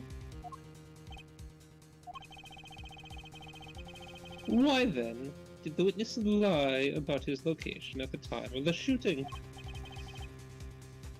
Or have you no idea?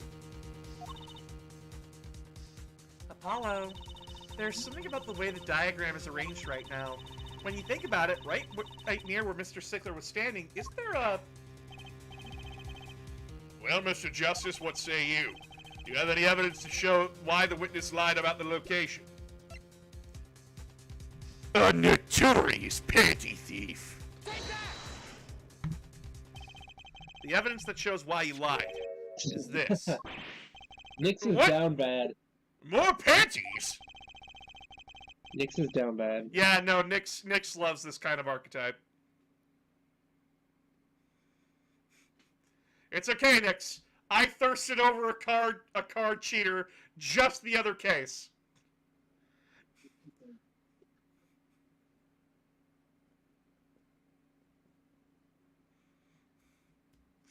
It's your read. How many panties are you carrying in your pocket here, forehead?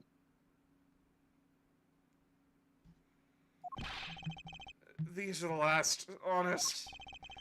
These were found in a trash can at the park. Looking at the diagram,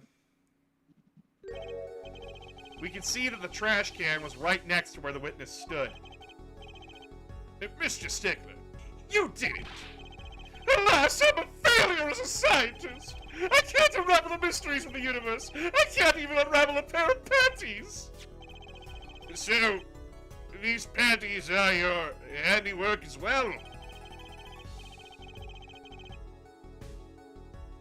That night, I had been chased out into the Merkins Clinic garage. Weeping in frustration, I was forced to abandon my prize. Don't you see how I felt? Believe me, I'd rather not. I hid in the garage for a short while, then abandoning the panties, I made for home. Bruh, I ain't ashamed.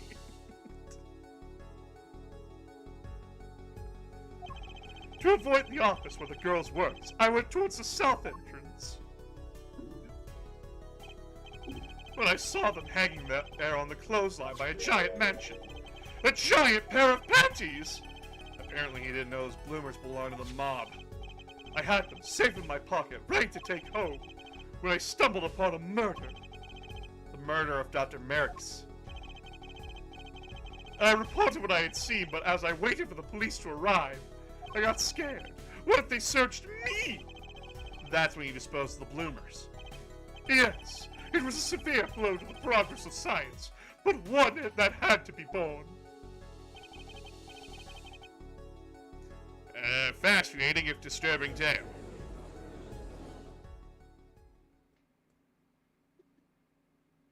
Well, chat, I think Mr. Stickler has lost the privilege to his knees. I think so. I believe this brings today's proceeding to a close, and I'm more than pleased to dismiss this witness for the remainder of the trial. One last thing, if I might. Yes, Prosecutor Gavin. Regardless of where we ended today, some vital points were made. Namely, that the defendant, Waki Kitaki, was at the scene of the crime, and he was pointing a weapon at the victim. One more thing. Waki Kitaki has clear motive. Indeed, the defendant Waki Kitaki is still the prime suspect in this case. The only suspect, in fact, assuming there was no one else on the scene at the time. Yet a mystery remains. The location of the wound in the victim's right temple has yet to be explained.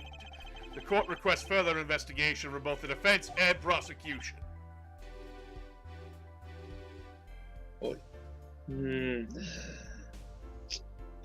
Yeah, baby. No problem. Very well. This brings the trial for the day to a close. Court is adjourned.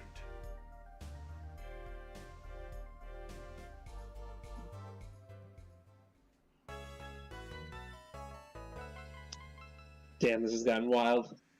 Okay, chat. Let's walk this back a little bit here. What have we discovered today? Well, Joey Wheeler is our client, and he's a fucking idiot.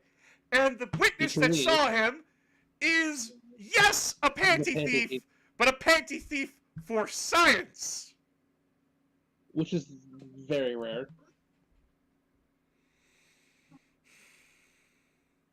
Also, everybody's down bad for Gavin. Yeah. Yeah. Those cheeks don't lie, and neither do I.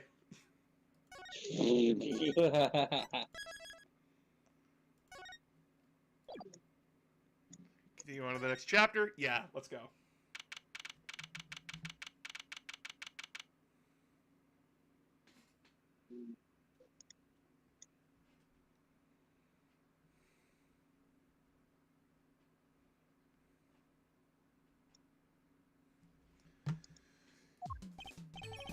What a train wreck that was. I'm glad we made it out of the trial alive. Really? I had fun. And Waki made it through the day, too. Everyone was too obsessed with panties to bother with the real case. But it was good publicity. Imagine the crowd at my show tonight. You should come, Polly. Yeah. God. Aren't your medic panties that are How part of this? fucking and it's late just is the this most thing? medic? The amazing Mr. Hat will make an appearance. Hi, folks. I'll be here all week. Where is That's- she hiding that? It pops out from the back. That's about enough of him.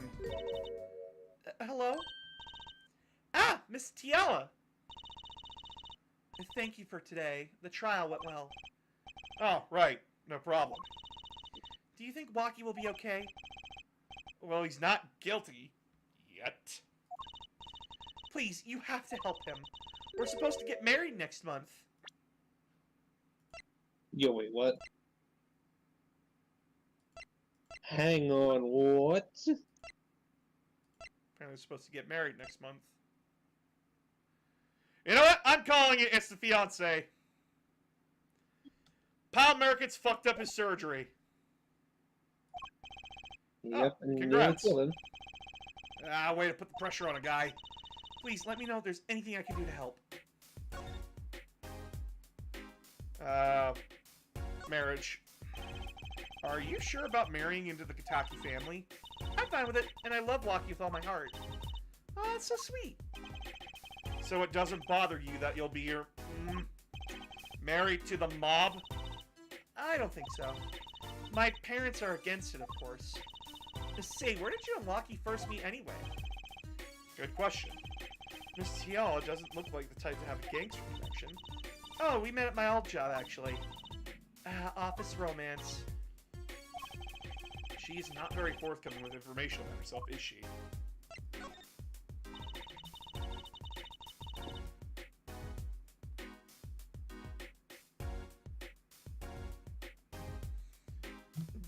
Did you know that the boss is trying to get out of the business? Really? Mr. Kitaki wants to quit being a gangster? He's trying to transfer his assets to a normal company. He only announced it recently out of the blue. I hear there's quite a lot of confusion in the ranks. I wonder if this explains that apron. I can't imagine Waki going along with that. He's slightly motivated, isn't he? That's not the word I'd have used. He said I'll be the next big boss and keep the family alive. I think he's at the age when boys want to make a mark on the world. That's not the way I would have put it.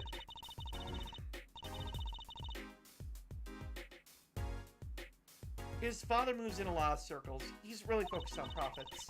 The Kitaki family's been making a killing recently. Again, not the way I would have put it.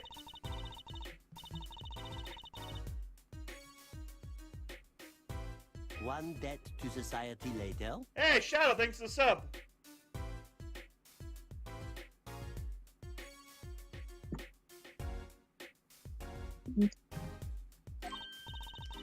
Oh, a generation gap.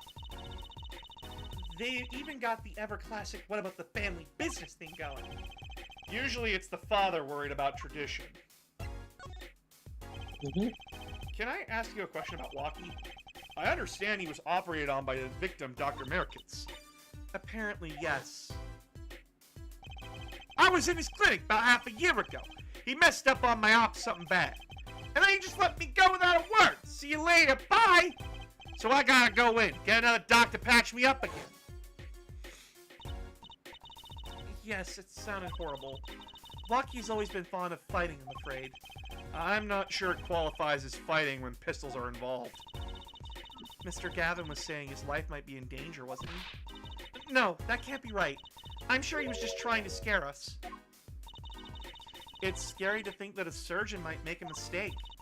But it's even scarier when he tries to hide it. I'd like to know a little more about this operation. Maybe it's time to pay the Merkits Clinic a visit. I should be getting home now. Walkie's in your hands, Mr. Justice. Right. Leave it to me. Apollo, I think you're only making her more nervous. Sorry, I'm new at this, okay? It's alright, I believe in you.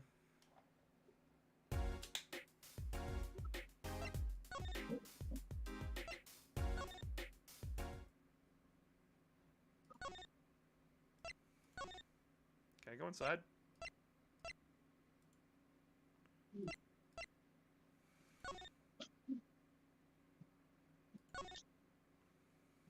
There's a lot of places to go check out.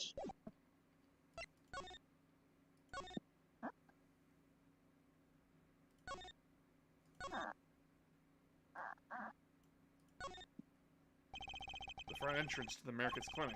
The walls and posts are highly polished. You can see my face in them. My hairdo's a little flat. They're perfect. Alright. Guess I can't go in there. Oh, shit.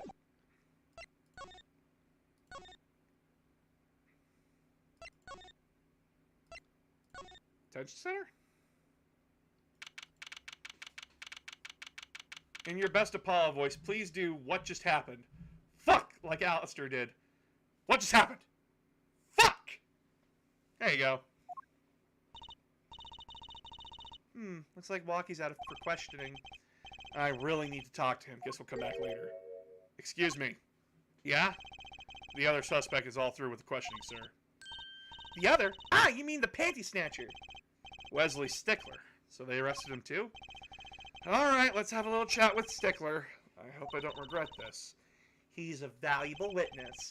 He is a bit precious, I'll give him that.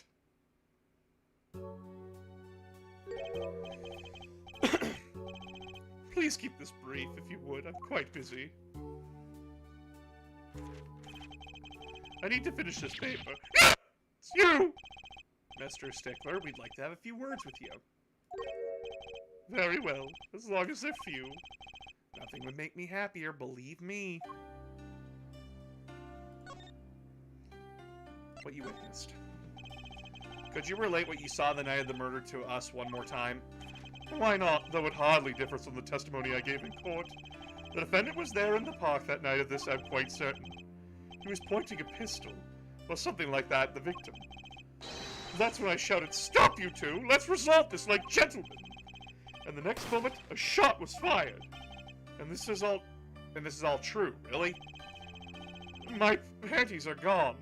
My innermost heart revealed. What further reason could I possibly have to lie? I can't think of anything you want to hide more than panty snatching, true.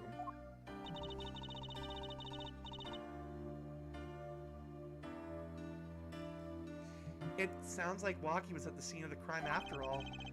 How I wish if it weren't so. Okay, but Walkie didn't have the gun. So it had to come from Stickler's direction, but it wasn't Stickler. Mr. Stickler, on the night of the murder, you stole. Wait! I can't help but feel that I'm being misunderstood. How exactly? Yes, that night, I obtained a pair of panties, it's true. However, it was my burning curiosity that drove me to do it, nothing more. You wanted to know the trick to my panties, right? You're here too? Oh, great Trucy, teach me. Huh? I must know the secret of your panties. My very existence hangs in the balance. Please make me your apprentice. Apollo, help? I don't know. I think you make a great, lovely assistant. Don't say that, Apollo.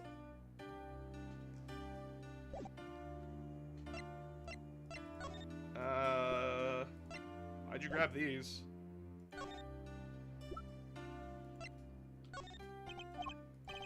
Fine, ignore my evidence, see if I care. Let's not go there. Begone, simp! Alright, what about your fucking phone? Alright, Can't do much here.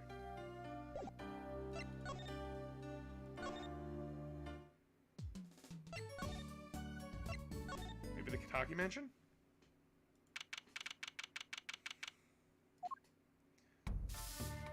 Oh, yeah, it's her. Yes, she's back.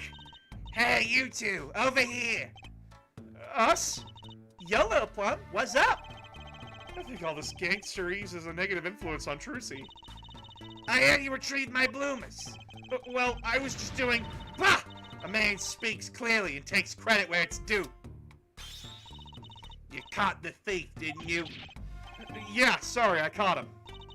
You're cute when you're nervous, Polly. I'll deal with you later.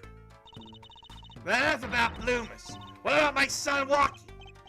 Walkie, well, he's clearly... Yes, ma'am.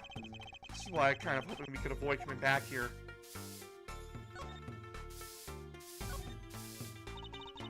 He's really everything you expect in a boss's son. I'm gonna be a gangster, dude. The light doesn't appeal for that age. Particularly for boys. What? Don't look at me like that. He was shot in a turf war about half a year ago. Yeah, we heard the story from Walkie. But I didn't tell you the whole story. You know, even if he had a pistol then, he couldn't have shot anyone. What? He acts like he's hard, but he couldn't shoot someone to save his life. I should know. I'm his mom. Her words do have a certain weight to them. Hopefully, when this is all taken care of, he and the boss can sort out their differences. The boss? You mean Walkie's father? They didn't seem to be on the best terms, did they?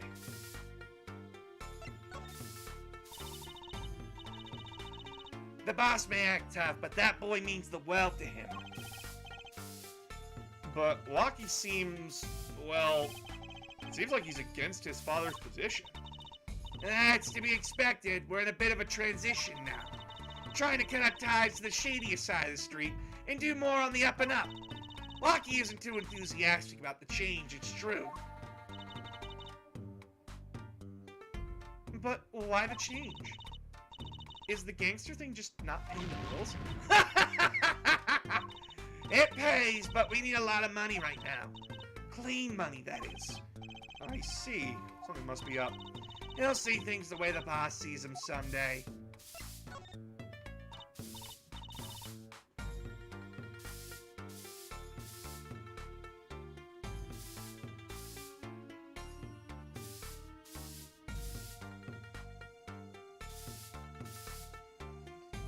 Yeah, Walkie's fiance.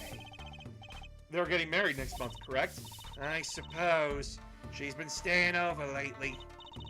You don't look too happy about that, Little Plum. How'd you guess?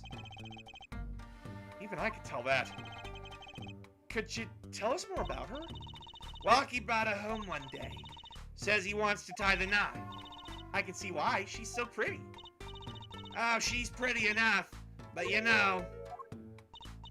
Nah, it's probably just me being suspicious. Stay in this business too long, and you start to only see darkness in people. You get a nose for it. A nose for people, a nose for trouble. I wonder what the problem is. It's like a gangster-only version of female intuition.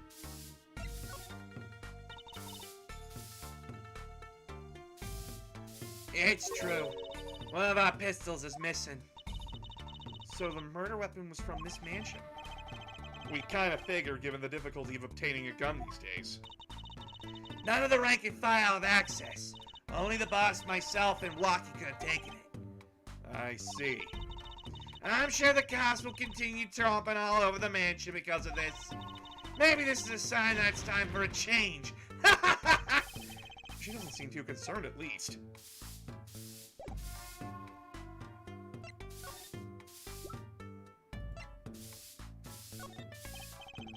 How about these? Hey, my bloomers! Thanks for that, I owe you one. I thought you might like them back, so... No. Why don't you keep them as a souvenir? Oh, no, I couldn't really. Thanks for the offer, but I could use those in my magic panty axe. I'll pull shivs and pieces of and Godfathers out of them, too. Great! Now your props are going from the bland to dangerous. Is this the gun? So this pistol belongs to the Kitaki family? Is that correct? It's one of the pieces we keep around. That is, we used to keep around. They're all gone now.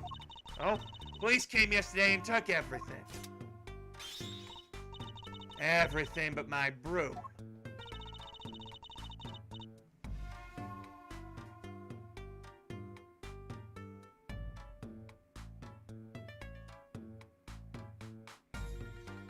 Don't you think you should have given them that too? You kidding? Can't clean up very well without a broom. Alright, what about his knife?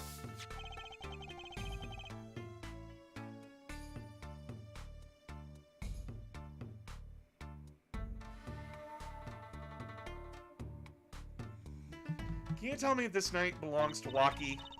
Oh, that's his knife, all right. Bought it for him for his birthday. Wow, that's a pretty hardcore present. I remember him falling asleep with it clutched in his arms.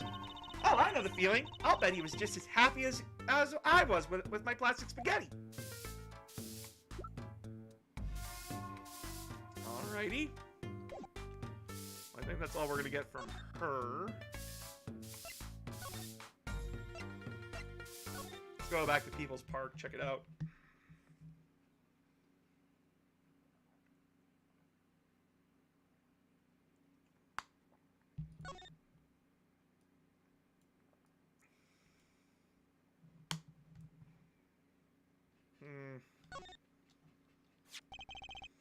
Poor Mr. Eldoon. His stand's been standing here since this whole thing started. It almost looks at home here in the park now. I think it should be made into a playhouse for children. I think its owner would disagree.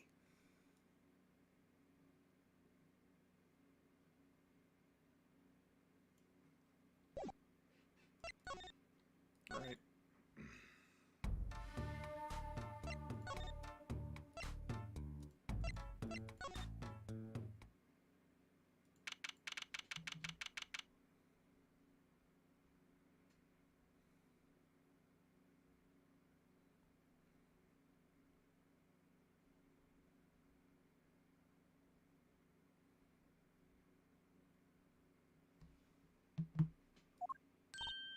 Hey, it's Mr. Eldoon.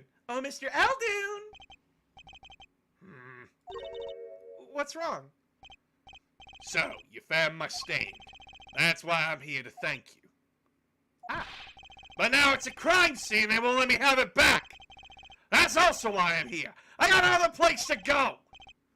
I see. How can a noodle stand be a crime scene? That's what I don't get, Trucy doll. Even in death, he's after my neck, I tell you. Can't even cook an honest noodle.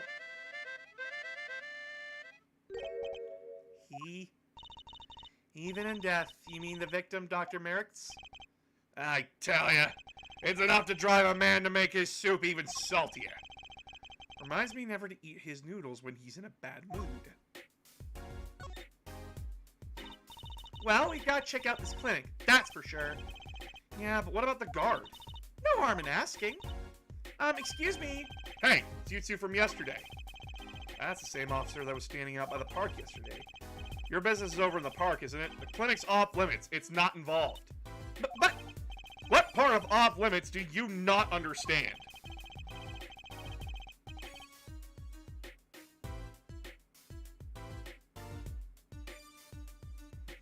Show me the proof that the clinic is connected to the incident in the park, or beat it. No harm in asking again either. No point sticking around here, I guess.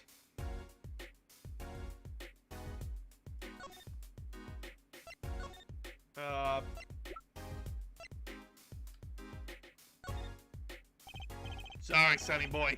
My interest in for my stand, precious little else. Get cracking on that case. Do you have anything interesting? Mr. Eldoon, if I might ask, what exactly happened between you and the Merrick's clinic? I couldn't help but sense anonymity there. Anonymity? I hate him. I hated him acting like he smells like roses when he's rolling in mud. Excuse me? He's the only doctor at that clinic, you know. Pretty impressive, eh? I'll tell you the secret to his success. The mob. You mean the Kitaki family? They're always having one of them turf wars or whatnot. Always an injury or two that needs fixing. Merkitz saw a chance for some business, so he started giving the Kitaki family a good deal. A deal? Every fifth operation for free. He stole the idea from my pops. 1 free bowl of noodles a week, he used to say. Can a doctor just decide to do that? What about the insurance companies? Oh, no doubt it's illegal, but it got him in good with the family. Pretty sure he was getting all the business in town. Leave me here in the dark. Up to my neck in soupy noodles. I think I figured out Mr. Eldon's former occupation. Can't hurt to ask, Apollo. That guy, for generations, had served up the very best noodles that Eldons could make. A tradition of noodles is salty broth. It's more than just a stand, it's history, I tell ya. Watch what you say or it might become true. That's a great story, Mr. Eldon. A single stand passed down from generation to generation. Of course, to be honest, I didn't plan on doing it. That's right, you said something about that. About you rebelling against your pops, was it? Good memory, Trucy. I was a go-getter back in my day.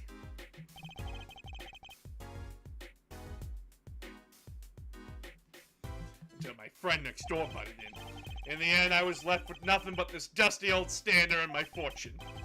Mr. Eldon, I don't mean to pry. What exactly did you do before you became a chef? Ah!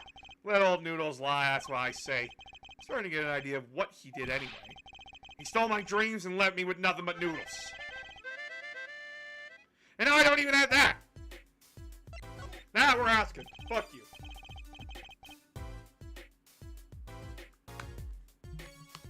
Mr. Eldon, or should I say Dr. Eldon, figured it out, did you? That's right, I was a doctor, a surgeon until a year before last. So, Mr. Merkitz was your rival? You like those onions they put in the soup broth? Yeah, kind of. You take a spoon, you drink some broth. Those onions will find their way in there. For people who like them, well, that's just fine. For people who hate them, I hate onions. Hate them! Always sneaking in from the side, getting in the way of a good tasting spoonful.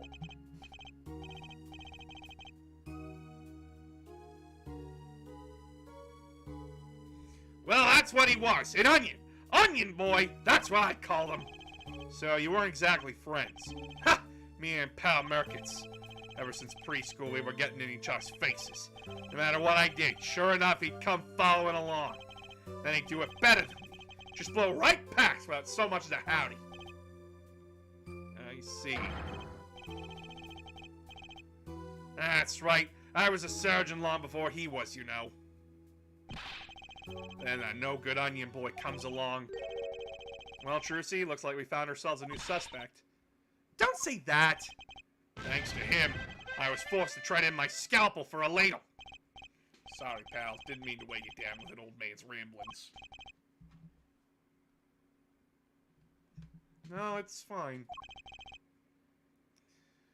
By way of apology, you ever get yourself in a spot of trouble, you drop by. Huh? Oh, he's the other doctor that patched up Walkie.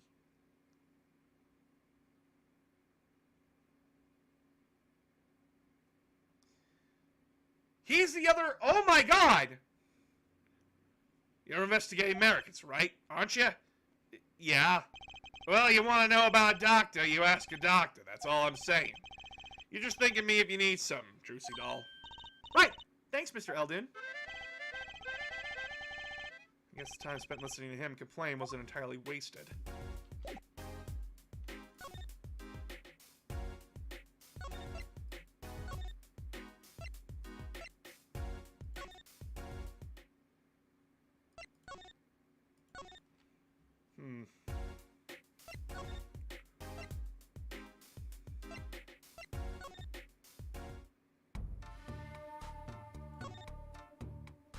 Oh, maybe I can go back to the detention center now.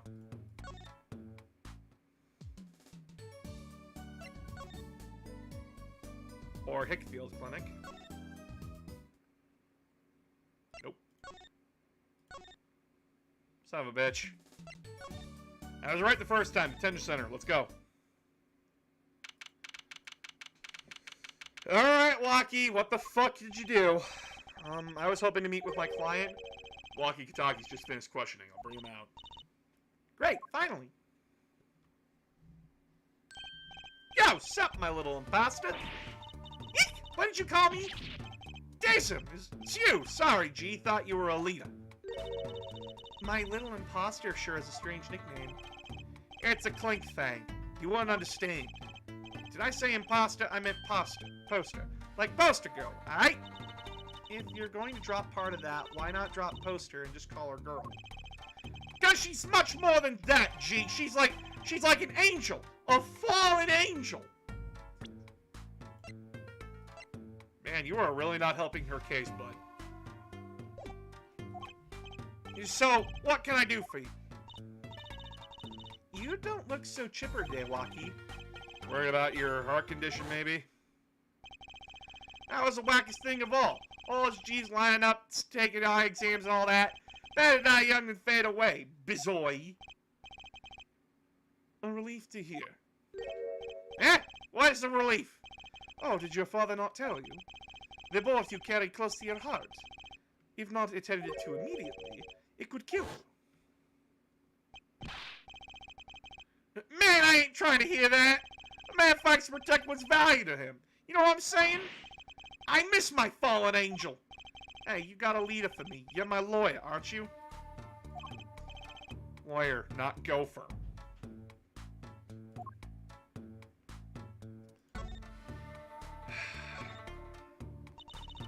Do you think you could tell us what happened with you and Pal Mirkets?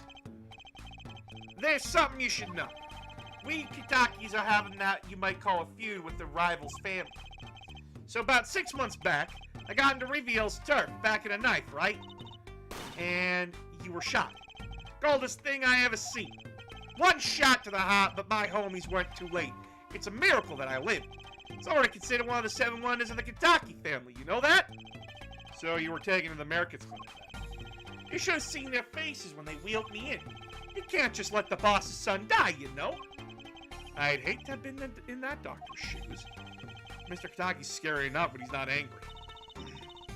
But the bullet that hit you, it was never removed. And it's still threatening his life. That doctor, he did it on purpose. The Rivali's paid him off, I'm sure of it. I need to hear more about the night of the murder, that much is clear. So I hear you're to be married next month? Straight up! We bored Nupitable 40 out of the stoop. Alita, oh, snap cakes. She's so fine! I think he's smitten with her in his own weird way. I was wondering, how did you two meet? I asked Yala, but she was very vague. Ah, well, man, if she wouldn't tell you, I best hold my tongue, you feel me? What?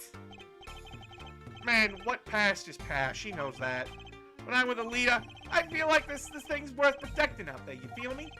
And my Alita, she's down with all the way. So both of them are mum about their past. Life in the family's a G thing. It's about being a man.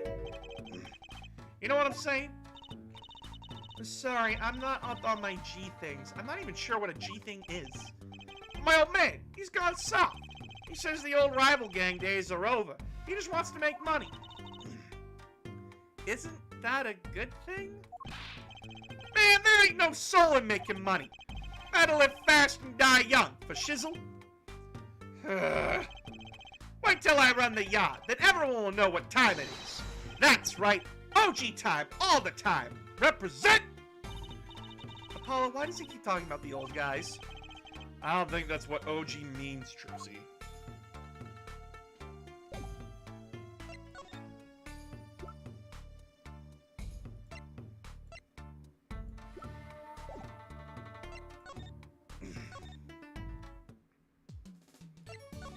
Alright, I'm not gonna get anything else out of them. What the fuck do I do?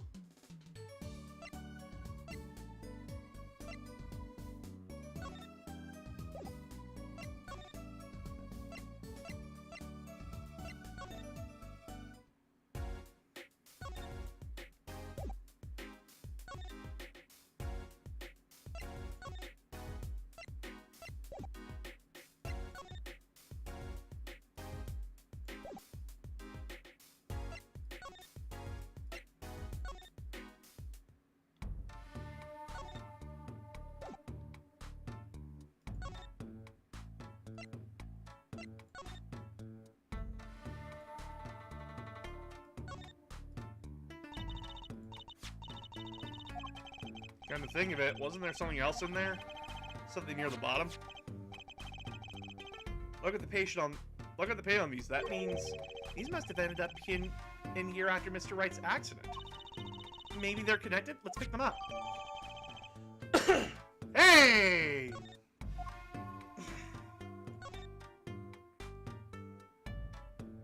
Oh, and she's gone! Oh, wait. I'm an idiot.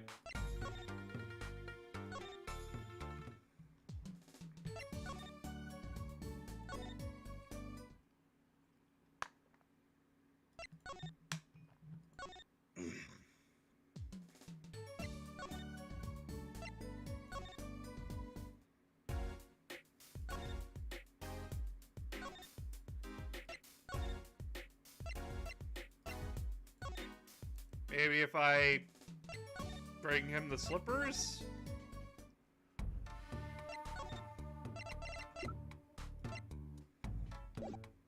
Shit. Yeah, whatever. He seems preoccupied. I'm not sure he even looked at my evidence. Alita, man. Alita.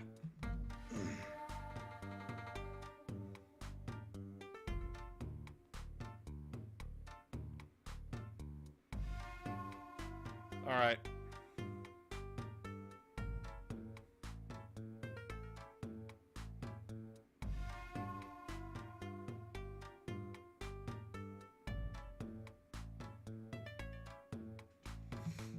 Alright, I have to present the knife or the pistol. About these weapons, the pistol and the knife. They belong to the family. I snuck them out that night. So the killer, Mr. Stickler says he saw that night was... I guess it was me. I was there after all. We're finished. Yo, Waki, do you think you could tell us exactly what happened that night? Eh? You don't beat around the bush, do you? I like your style, shorty. Alright, did it open up a new talking point? Okay, night of the crime. Actually, there's a question I've been wanting to ask you for a while now. That is, did you do it? Did you shoot him? I don't know. Huh? That day at the checkup when I found out about the bullet in my heart, I borrowed a gun from the family stash. Figured I'd give that doctor a taste of his own bad medicine. Uh-oh. I don't like where this is going. But you were carrying a knife, weren't you? Yeah. Well, never can be too careful, I say.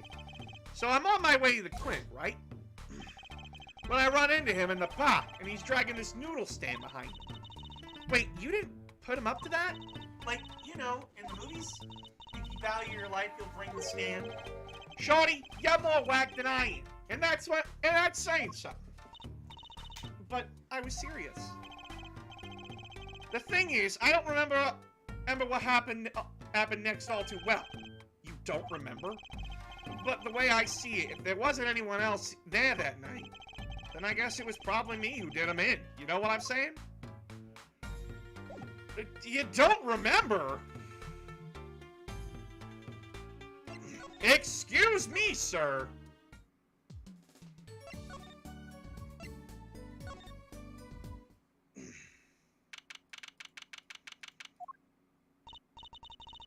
Look at that crowd over there by the park. Probably people trying to get a glimpse of the crime scene. But why are those girls screaming? I think I just heard one and say, "Oh my god, it's him!" Wait, that motorcycle. Ah, that isn't her forehead. Prosecutor Gavin. Some fans found me on my way out. Just my luck. Oh my god, he's so cool! Thus the screams. New album just came out, you know. Try waving to them, they love it. Ooh, he's so cute! They're so excited, it doesn't matter who waves to them, see? This is surreal. So you were here investigating? And I was on my way home, when my hog gave up the ghost. Your hog? My motorcycle won't start, a clogged exhaust pipe. Too bad, it looks like such a nice bike too. Hard to believe that it could break just from that. Ah, it's my fault. I think I was using the wrong oil. Cars, motorbikes, they're all the same. Clog the exhaust and they won't run. Ah, machines, tell me you share my angst, hair forehead. I ride a bike, actually. Oof. Fuck. Apollo! Damn. Okay. In any event, I'm off to the shop to get it fixed. The detective in charge of the scene isn't fond of me in any case. The detective? You mean the one in the lab coat? Ja, she's in a foul mood too. Be gentle. Ah, what a friend, baby. Oh my god! Alvidasen. Avitason? That's how you say Avitason. Alvidasen. Ah, that's how you say it. Okay. Mhm. And the forecast for the park today: gloomy skies. Well, nothing to do but head on in. Let's hit the park, Apollo. Yeah, the old bag is just doing her own fucking thing. She's crazy. She's still crazy. Yeah. Huh? Does something about the scene look different to you? Oh, there's a She's still footprint. doing crazy. The blue tarps are gone. Maybe that's it? Yeah, I think you're right. Look over there. The white frock detective from yesterday. She seems to be apologizing reverently to the trash can. She's under a lot of stress. The investigation probably is not going well. Hey, you there! Hi, Sky. If we're going to talk about someone behind their back, do it more quietly, please. Oh, Detective Sky. Hello. You seem as gloomy as ever. This is miserable. Wow. Miserable! I just got a new kit and I can't get the stuff to work. And everyone's all smiles for the glimmerous fop. Glimmerous? Does she mean Prosecutor Gavin? More to the point, doesn't she mean glamorous? When he walks in a shiny train, she catches the sun and glimmer in my eyes. It's distracting. Speaking of distracting, I guess I just have to accept the fact that I lack talent. Sounds like she's trying some sort of new forensic technique.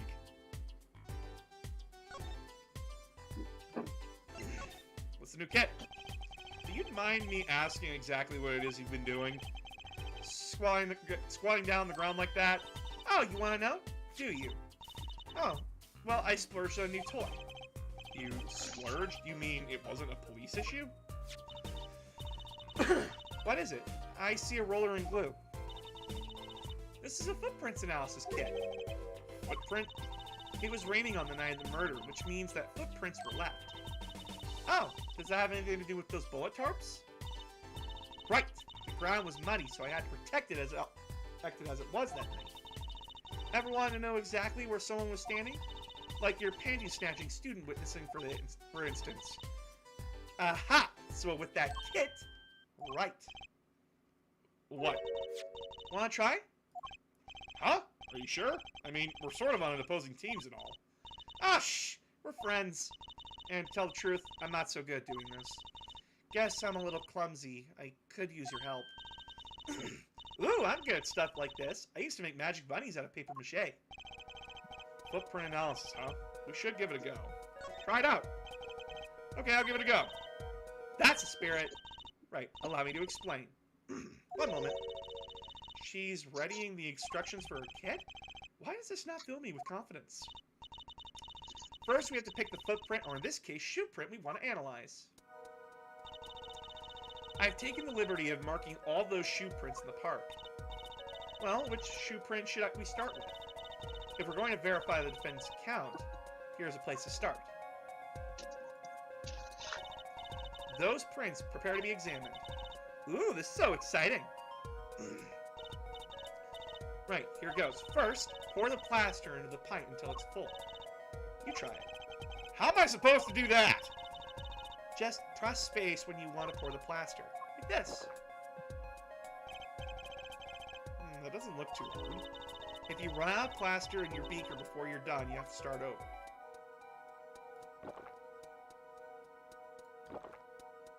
Oop. Be very careful there, boss.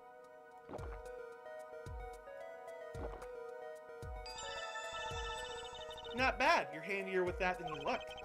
What's that supposed to mean? On to the next step. Dry the plaster until it turns white. Right. Just press space to blast it with the dryer. There. Give it a shot.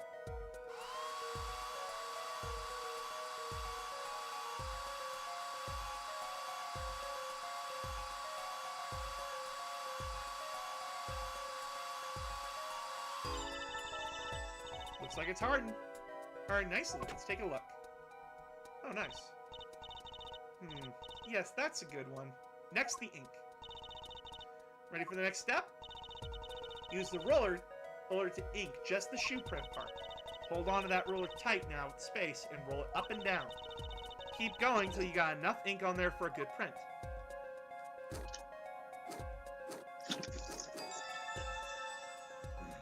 Alright, this is cool. Right now, the moment you've all been waiting for. Let's take our print. Ready? Here goes.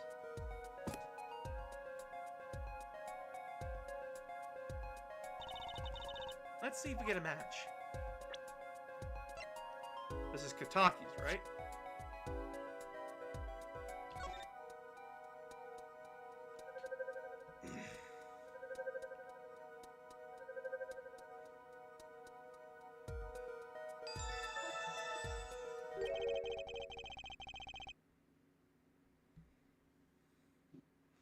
So the shoe prints belong to Waki Kataki after all. He was in the park on the night of the crime. Wow, I can almost see the science at work. Don't you love it? Nothing feels better. She's definitely way more into this than I am. Just let me know if you want to do some more. I'll be here solving the case. With science! Well, that certainly brightened her mood.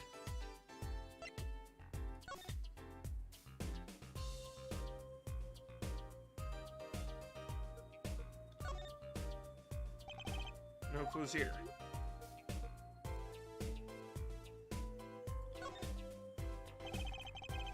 The Sharps were here yesterday or gone. I wonder why Detective Sky put them out. Yeah, the only thing they were covering is the ground. Oh, you know, I think I see something there. A print. A print? Right, I gotta talk to her again. Detective Sky, mind if we give it another go? Right on. Leave no print unanalyzed, I'd say. Now, pick which print you want to analyze.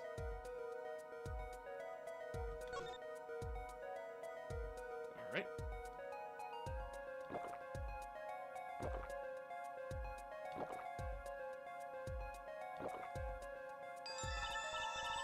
Okay, looking good. Next, dry the plaster.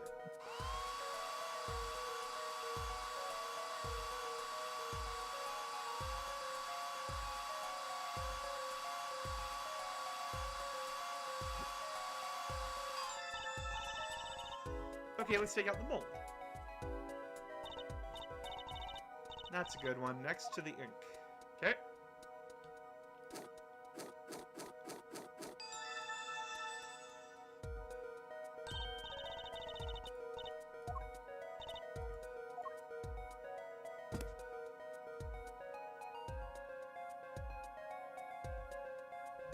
Alright.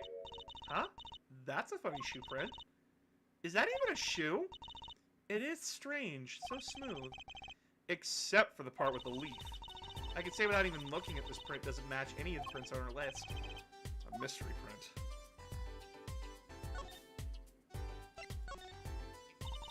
This print is far too smooth to be from a regular shoe. It is a shoe print of some kind, though, that's a certain. Still, you have to wonder what it's doing there. It's right next to Eldon's noodle stand. It does make one wonder. Hey, you! Yeah? Why are you so quiet all of a sudden? You wouldn't happen to have something in mind.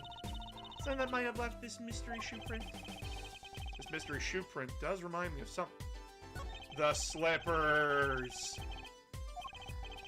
It's always the slippers. It's always the slippers! Look, chat! Look! Look upon the slippers! Take that!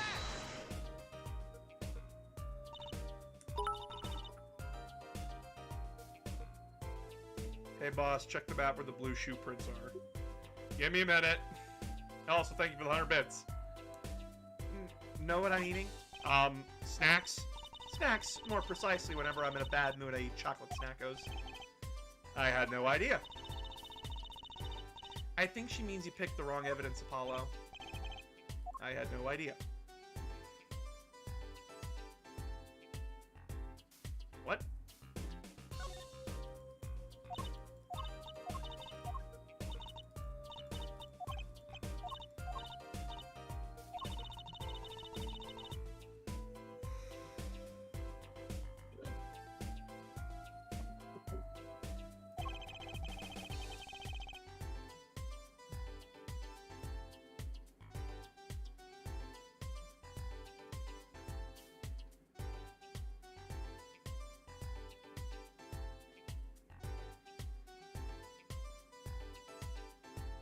Oh, I have to do Wesley Shoe Prince.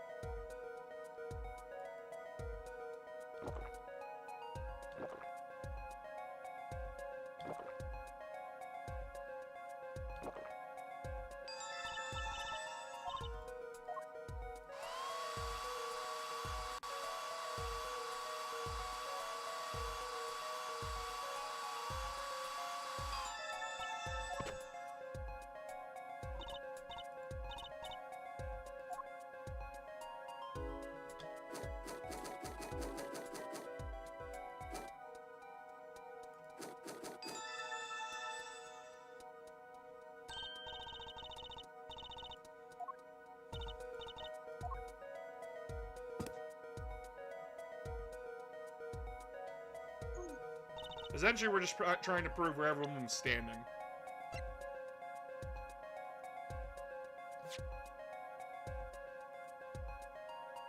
Hmm.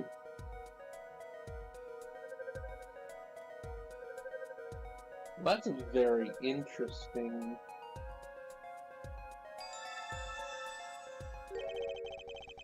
So these shoe prints belong to Wesley Stickler. This confirms his testimony, the final version of it at least. Now we know where the panty snatcher was standing. Now the real question is the next place.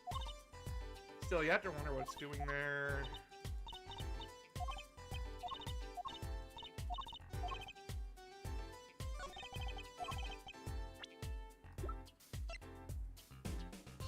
Take that!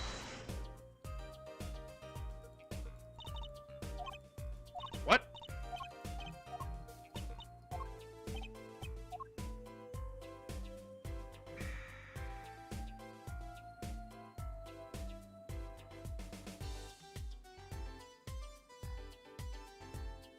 Wait, what?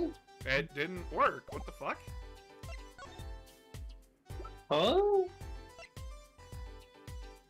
Talk about prosecutor Gavin, maybe?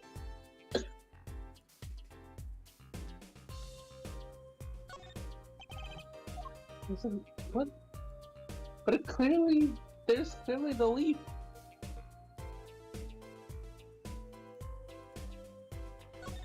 Wait, are we looking for? The bottom is covered with paint. Huh? What's this weird shape here? Looks like a leaf was stuck on the bottom and the wearer stepped in some yellow paint. So the outline was left when the leaf was removed. Ah, I got paint on my hand. I saw you try to wipe your hand on my cape. Okay, now do I talk to her about it? Maybe?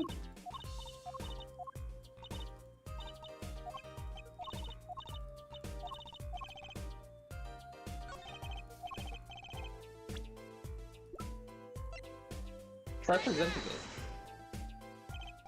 Yes, there we go. Okay, I had to look at it first. Well, I think it's these slippers, actually. Slippers? What would slippers be doing out here? But look at the bottom. Crazy See? old lady likes to wear them. It's covered with paint except for... See right there? Hey, that's a spot shaped like a leaf. What if the leaf was stuck on the bottom and came off and the slipper stepped in paint? Makes sense, doesn't it? Wait, something's written on them. The Merkitz Clinic. Exactly, the victim's clinic. Wait, that means that someone from the clinic was involved. Why is she just standing there? Detective Sky, I have a favor to ask. What? Can you get us access into the Merkitz Clinic? The police won't let us in. They say the murderer and the clinic are not connected. And it's off limits until we prove they are. I should be able to do something for you. Yeah. Really? Well, you did my work for me here with the shoe prints. Seems like I should return the favor. Thank you, Detective Sky. Here, show this to the police officer on duty. Right, Merkitz Clinic. Here comes justice.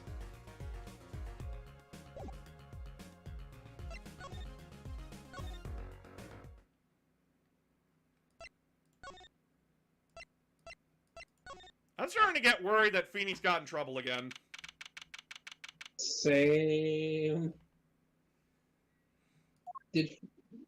Oh God, Phoenix. Ah, you two again.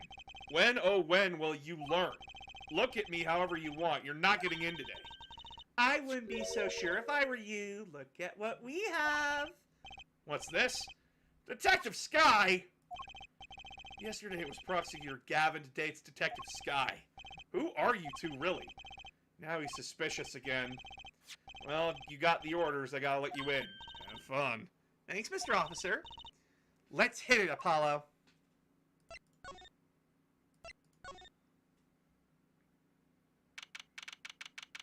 That's a lot of bowls.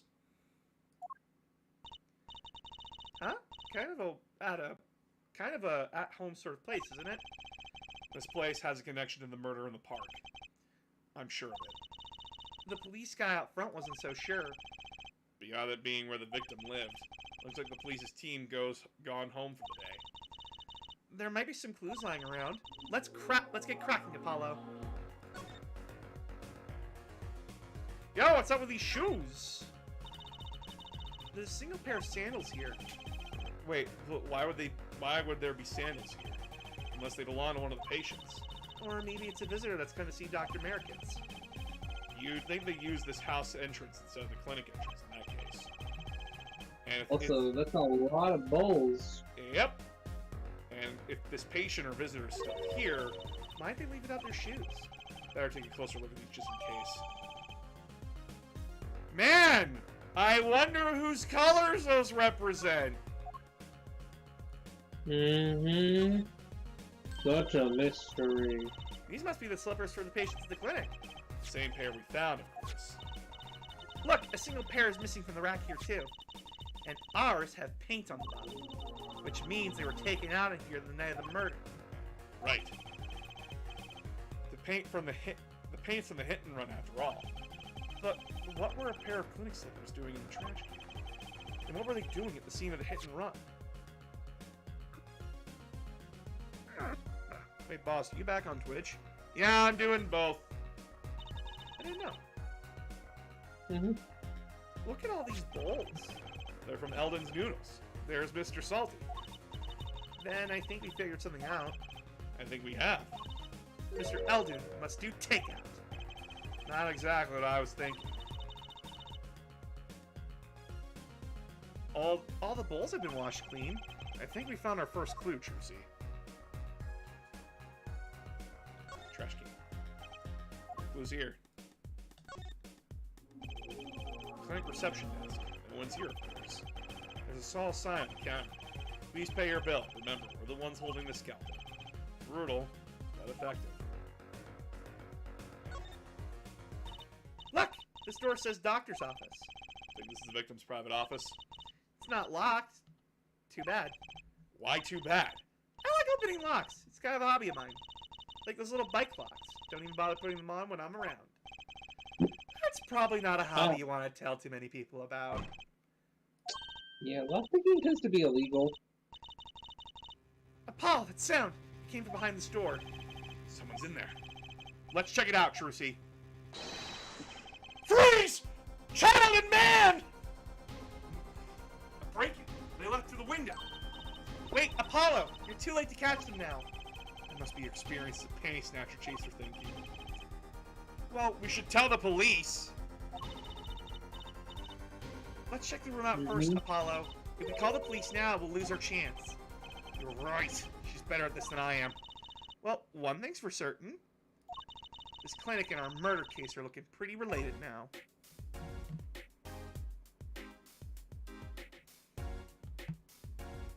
Examine.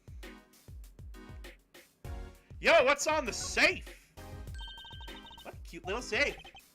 Looks like a 4-digit lock. There's a drink.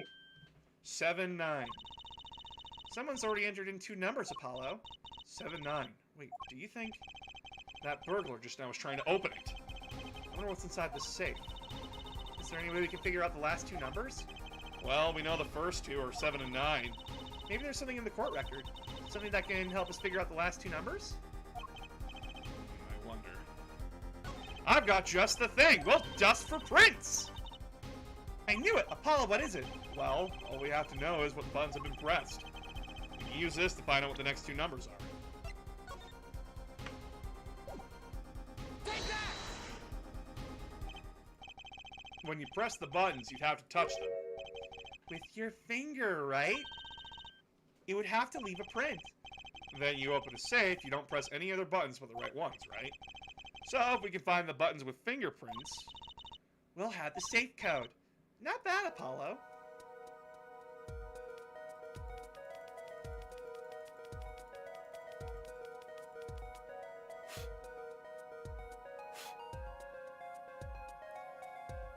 Seven, 952.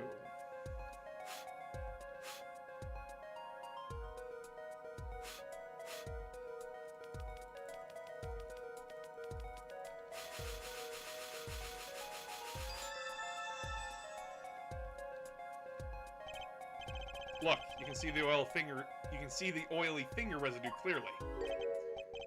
Look at 7 and 9.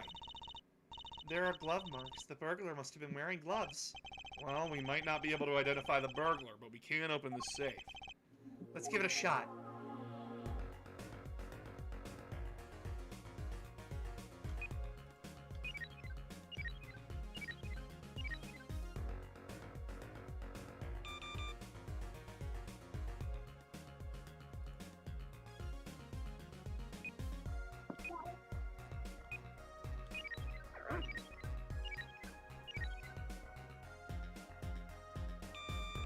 There we go. There's one or the other, not both. So it's 7-3. Why is there a bullet in there? It opened. Hey, This looks who like do we know that should have a bullet in their chest? You can still see the bullet sticking out of it. Why Wait is a it in the minute. middle of the safe? Hey, the bullet came out. The tip is all squished. Not surprising that it was fired into a metal safe. This bullet's got a story behind it, that's for sure. The gun was fired twice. Yeah. This looks like a medical chart. There's an x-ray in here with that. X-ray? Can't make heads or tails of it. And I can't read the chart either. It's all medical speak. But the names are easy enough to read. Look by patient. It says Waki Kitaki. So this is Waki, our client's chart, huh? Why would this one chart be here in the safe? Oh, let's see, the physician's signature says Cal Merkins. Eh? What is it, Apollo? Look here where it says who filed the chart. Let's see. Nurse Alita Tiala. Alita Tialita is Waki's fiancée. That's one Ida too many, Apollo. Never mind that. What's her name doing here? How should I know? Though I guess it means she's on staff at the clinic. That she neglected to mention this before now. I'm sure she had her reasons. So Alita Tialia worked at the Merkins Clinic, and she had access to Waki Kitaki's medical chart. You got the IMY wrong, Apollo. I'd be very interested to find out what this chart says. Who could help us decipher this? There's so much evidence in fucking case goddamn 2. Yup. Wow, what a mess. This is worse than Dad's room. The burglar must have left in a hurry. Even the cups on the desk are lying outside. The juice that spilled out in the cup. It's dry. So the messy one wasn't our burglar just now. Someone knocked this cup over a while ago and left it. Seen better days. That doesn't make sense either. What doesn't? Normally, burglars are looking for valuables, right? That's true. That's what I would do if I were a burglar. So why look around a potted plant? Maybe they were looking for the key to the safe? I've heard of people putting their house keys under plants, but the key to a safe? Especially a digital lock safe? Yeah. Then maybe the burglar was looking for the house keys. This is getting nowhere fast.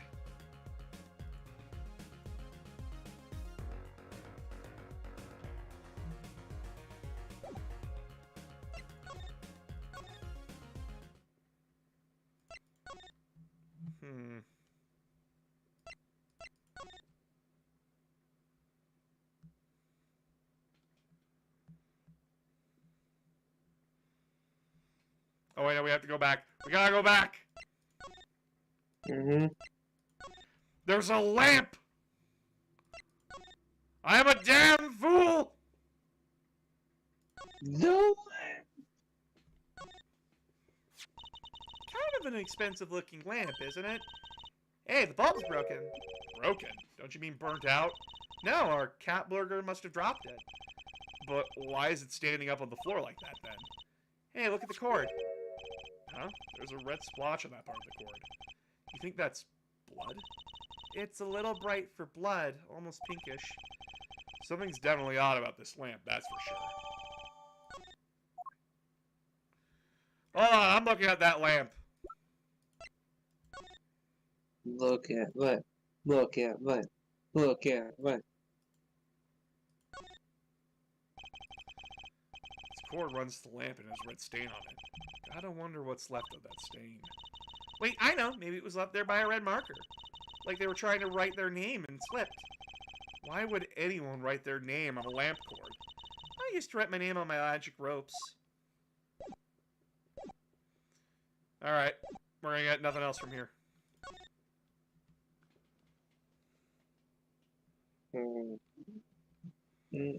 Now we gotta go get our fucking thing looked at by Sky. Yeah. Let's fucking go. Out of this chapter, though, we will be, we will be calling it for the night. Mm-hmm. People's Park. I know that face. That's the face of someone who's made a discovery. Hey, how'd you know? You can't fool someone trained in the ways of science. Next, she'll have us analyzing face prints. Let's ask Detective Sky to help us, Apollo. Oi! I found documentation. Please help. Detective Sky, I was wondering about this. Trucy, wait! What? That's vital evidence there. You can't show her that. That's our secret weapon in tomorrow's trial for sure. Oh, clever, Apollo. What did I tell you before? You don't talk behind someone's back. Do it quietly. Mm-hmm. Oh, wait, we have to find Eldoon. Yeah. Oh, shit, where is he? Where is this? Fuck. Where is he? Where'd he go?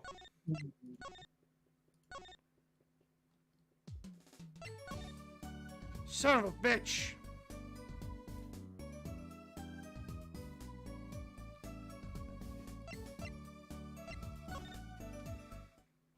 If he's not here, go to the right agency.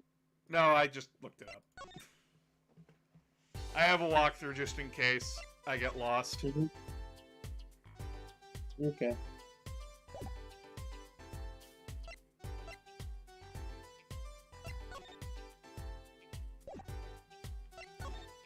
Gotta look at the shoes.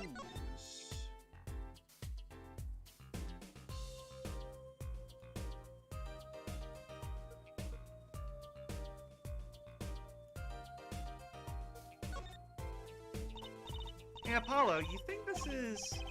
Oh, this could be a toe print. Maybe we can get a print off this. Let's try it out.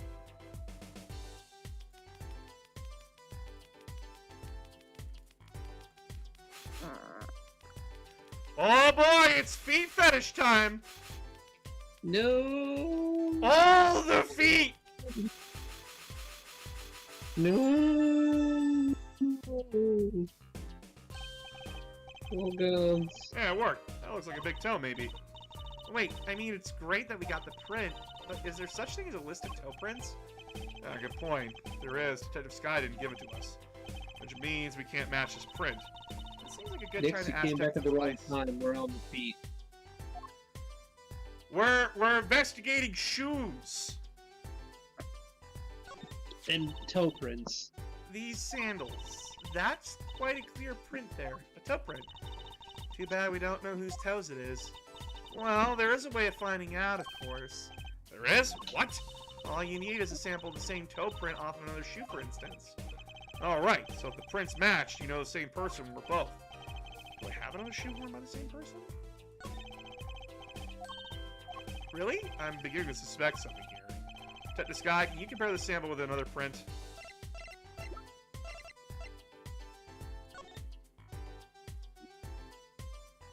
Aha! No, fuck! We gotta zoom in! Get in on that big toe.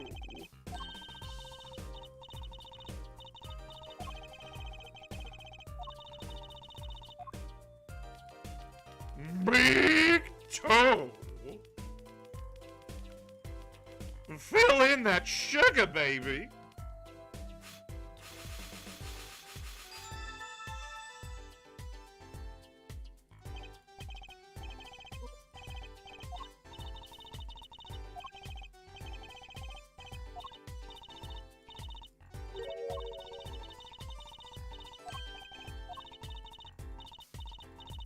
Pretty white powder. Yeah!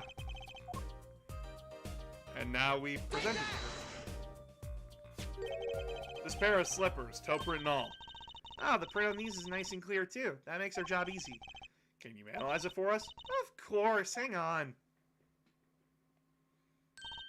Bingo! Gosh, I'm good. Hey, we were the ones who found the prints. Perfect match. The same person who wore these sandals and slippers. I was afraid of that. All you have to do is find out who these sandals belong to. Or do you already know? I can't say, not yet. Well, that's one big step closer to the truth.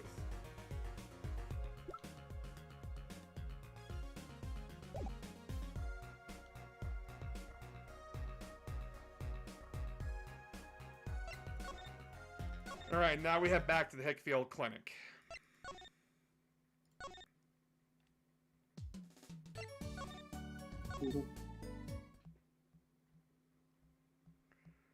Jesus Christ, we're almost done. What?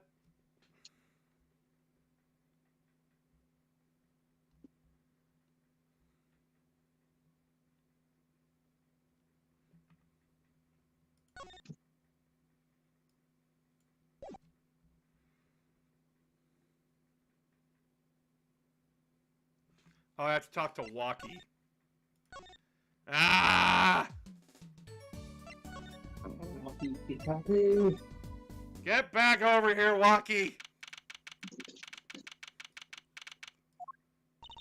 Well, the times of the decision is upon us. Which one of our two jailbirds do we want to talk to? Excuse me. Both detainees are currently in questioning to corroborate their accounts.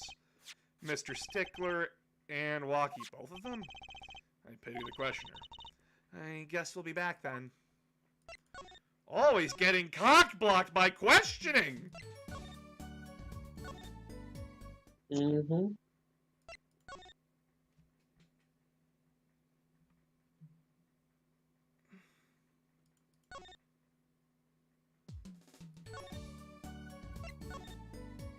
So, any leads? One moment. Shazam! Whoa, evidence keeps flying out of nowhere. Oh, I'm supposed to use the fucking dust on the phone?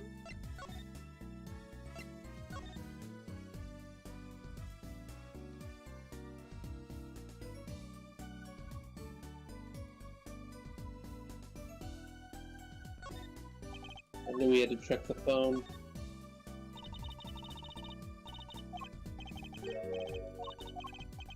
If you wanted to know the time, you could just look at the phone itself. Why have it be second?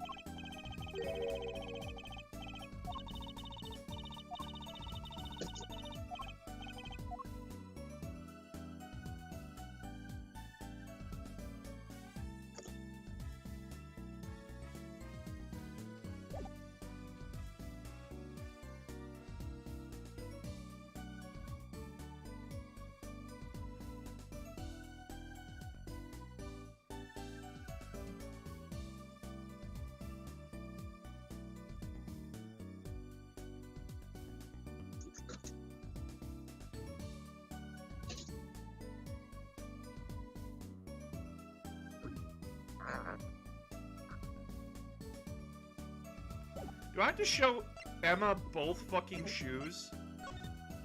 Oh my god, this is fucking cryptic. Mm-hmm. I mean,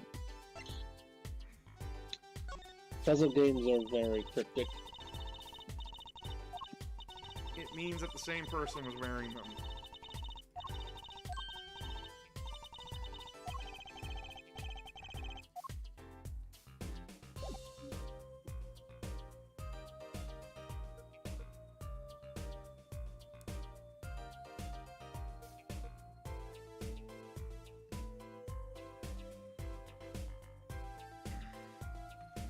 Oh, I should probably finish all the dialogue things. You know Mr. Wright, correct? How do you know my dad? I want details. Ah, well, he helped me out a long time ago. You might say he saved me. Wasn't she saying something about getting involved in an incident? I can't stand it when things are vague, especially in a case.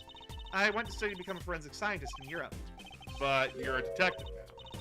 Well, I failed the test. But, you know, rank and file. Rank and title don't matter. What matters is what's inside your heart. I've always thought that too. And my heart is full of science. That's why I brought this kit through mail order. And I'm going to test it here before the forensic teams arrive. Are you sure that's okay?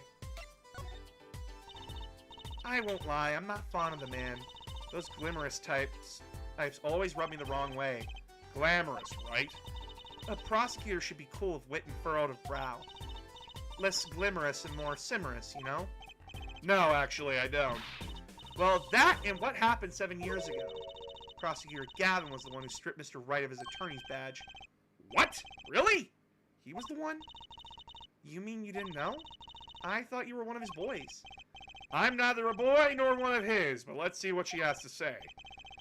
What exactly happened 7 years ago? I've never actually heard the details.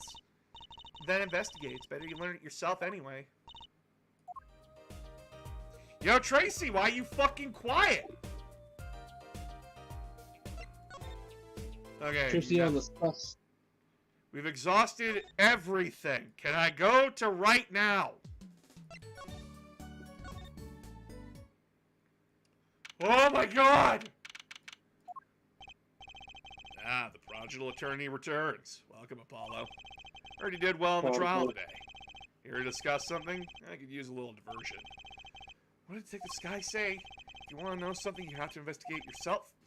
Mr. Wright, tell me what happened 7 years ago, please. I want to know. I need to know. You certainly didn't waste any time getting to the point. 7 years ago, I was standing in a courtroom on behalf of a client. The case involved the death of a certain magnificent genius. I'd be surprised if you hadn't heard about it. It was all over the news, I remember that. You were up against Prosecutor Gavin, weren't you? Yeah, he was only 17 years old at the time. 17 years old? That's still high school. He took the bar exam abroad in Europe. They're progressive over there, you know? I was defeated by a 17-year-old newcomer. In my shame, I left the practice forever. That's all. That's all? How could that be all? What do you mean? What about what they say that you saying on the news about forged evidence?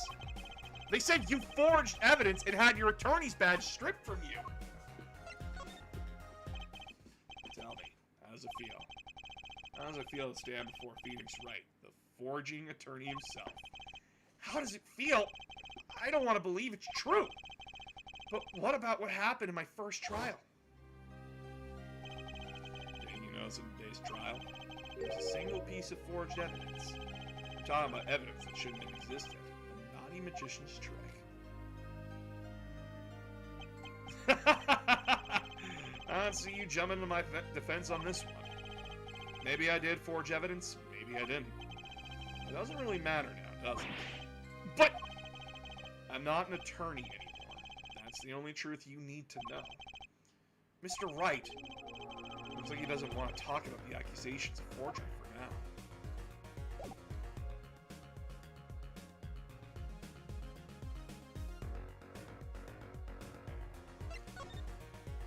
Alright, they want me to move to the detention center now. Alright, I'm gonna fucking slam these shoes down Kataki's throat. Fuck you, Kataki. Something tells me he'd like that. Ah! Don't cry, Angel. Daddy's back and Daddy's... Oh, you again!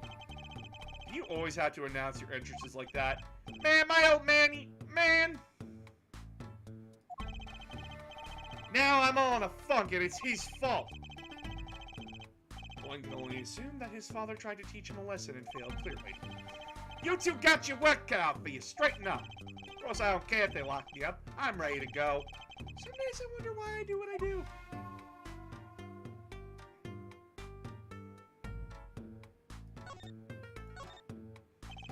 Hey, man, you won't see me bugging about one or two guilty charges. But what if they are found guilty of murder? Hey, it's all experience. You feel me, Shorty? Like a badge of honor. They don't give the death penalty, do they? You didn't really do it, did you? Maybe I did, maybe I didn't. If I've learned one thing today, it's that silence speaks louder than words. Man, my old man is whack. Disappointing, that's what he is. I heard he wants to leave the mob. Over my dead body? I spend my life trying to keep it real, being the OG, and never stepping down. Now my old man wants to go soft? Fine, let him. Just leave me out of it. The day I get out of the clink, that's the day Alita and I start the next generation of the Kitaki family. Please don't talk as though it's assumed you're going to jail for my sake.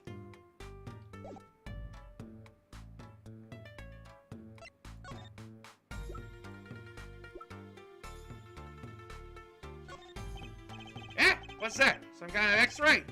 Wait. That's right, Waki. It's yours. Hey, look, I don't smoke or nothing. I'll live long, right? I don't think he gets it, Apollo. Take a closer look here in particular. Where it says nurse, it's signed Alita Tialia. Ah, you lawyers do your homework. So you met Miss Tialia when you... Yeah, I met her at the clinic, so... Wait a Tell us... minute. That's an anagram for Alita. That name is fake. Oh! Shit. Could you tell us a bit about your circumstances of your meeting? Fine, fine. I'll tell you how we met if you want to know that bad.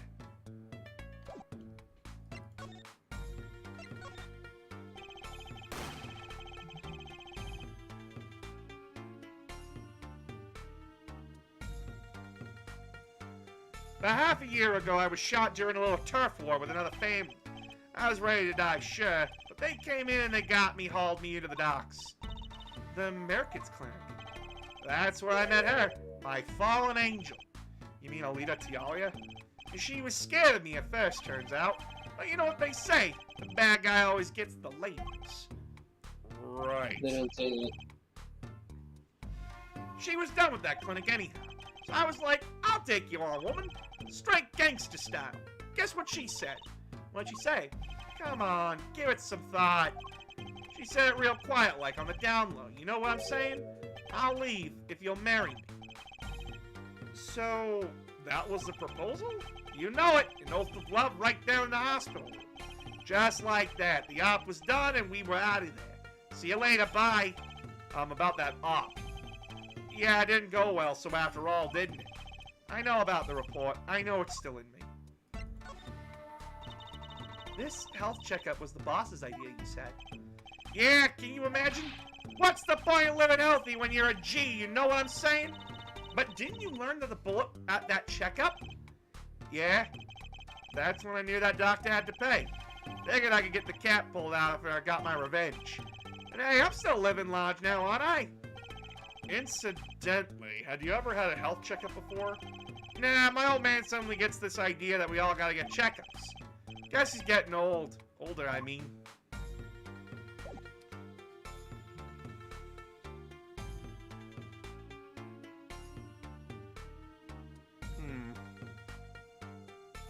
I don't like that.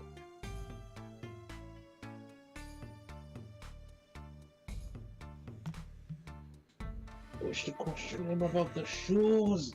Yeah, we should question. Shove the sandals down his throat! I keep telling you, he's gonna like that for some weird reason. Man, that is so far off the hook, it's off the chin, G. He seems preoccupied with something else. Oh, hold on. Wrong shoes. Walkie, You don't happen to recognize these, do you? Hey, sure I do. I was the one who bought them for her. For Miss Tiala? Yeah, birthday present. She's got mad little feet. Mad. So cute, man. So these sandals are hers. Yeah, I kind of had a feeling. What's up with the funky vibes?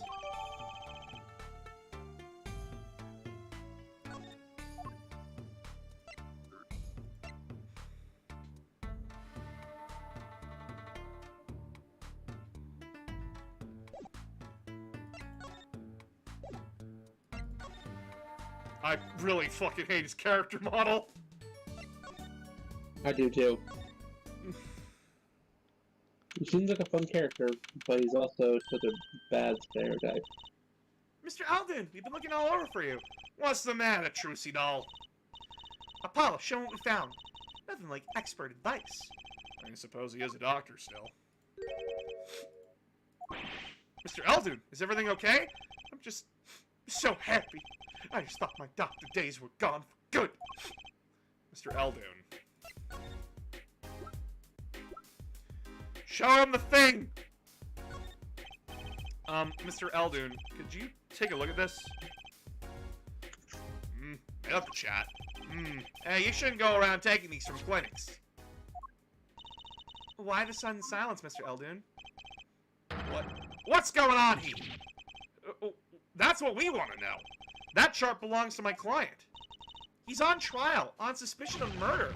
On trial? That's crazy! You can't put him on trial! He's ABD! ABD?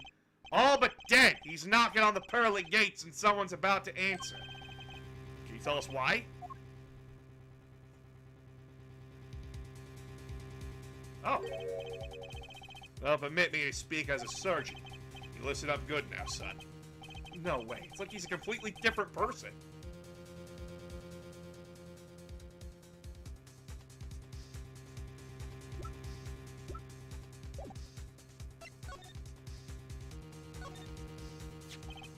Well, according to this shot, this walkie-talkie fella's not doing so well. He's got a bullet right upside his heart. That's right. Yeah, but this chart talks about the post-op. In other words, the operation's already finished. But you can still see that bullet stuck in there. Why would it still be in there after the operation was removed?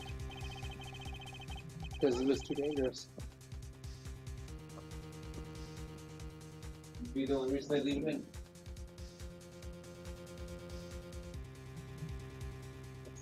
Well, about the only reason I can't think of is it was too tricky to operate on. What? That bullet's snug as a bug there next to the aorta, which is connected to the heart. Heck, that scrap of metal's just surrounded by blood vessels. Kind of a miracle. 2 millimeters to either side, and there'd be some serious bleeding going on there. Not something your average doc be eager to fiddle with. You mean... It took a miracle to get that bullet stuck where it is. I'd take more than a miracle to take it out. Take a magician. I'm only up to making rabbits disappear. I haven't learned bullets yet. Of course, with the heart pumping and lungs working, that bullet's on the move. I give him another half a year tops. But Walkie's operation was already half a year ago. That's why I'm saying you're out of time. This kid shouldn't be on trial. He should be on an operating table. Great. Just great. How could Dr. Merkitz do such a terrible thing? How could he just leave that bullet in there? I got a pretty good idea how he felt. Emergency operation, he's got the kid's chest open on the table. Then he finds that bullet. That despair's right there, Trucy doll. Cold despair. Despair? About the only thing he could do is sew the boy back up. It wasn't exactly in a situation to go admitting he couldn't take it out. The Kitakis? You bet. This kid's their only son, I hear. So he skips the operation and Walkie's back on the street living his life. Of course, it's only a matter of time before his heart hemorrhages and he drops cold. How awful. And which doctor would they take him to? Merkitz. He's got enough ties to them, he could probably cover up the truth of what happened. That's just horrible! He left Walkie to die! There's a darkness in this world, Trucy doll. Waiting hungry. Compared to it, these gangs' turf wars are like kids' games. When you're up against real evil, Well, it don't matter if you're weak and strong. It'll take you all the same.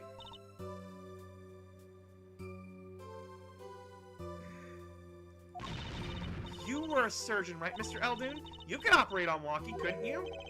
I wish. What? I'm afraid there ain't nobody in country that could. Maybe not even the world.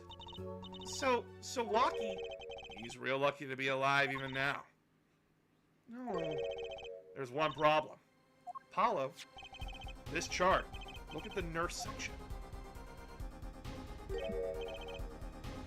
Alita Tialia. That's right, this operation was how they met. Yeah, the problem is she knew. She knew about Walkie's condition, guaranteed. Why didn't she ever tell him? Doesn't make sense. If she knew her patient was in serious danger, you'd think she'd want to get that second operation before getting engaged. What was she thinking, Apollo? What were you thinking, Enelita? Oh! Oh, shit's getting spicy! But Yep. we will have to continue this investigation Another day. another fucking day, chat. So,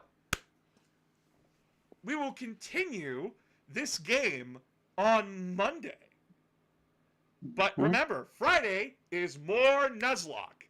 So, get your wallets ready, get your snipers, your medkits, your fucking names that you want to name the Pokemon ready, because we're doing more Pokemon Friday. Also, don't forget to check Patreon if you haven't. Or join the YouTube, so that way you can watch all my stuff early. Alright, I'm gonna go, The video's everybody. good. I'm gonna go, everybody. Night, boss. Good night. And everybody, remember, you're beautiful.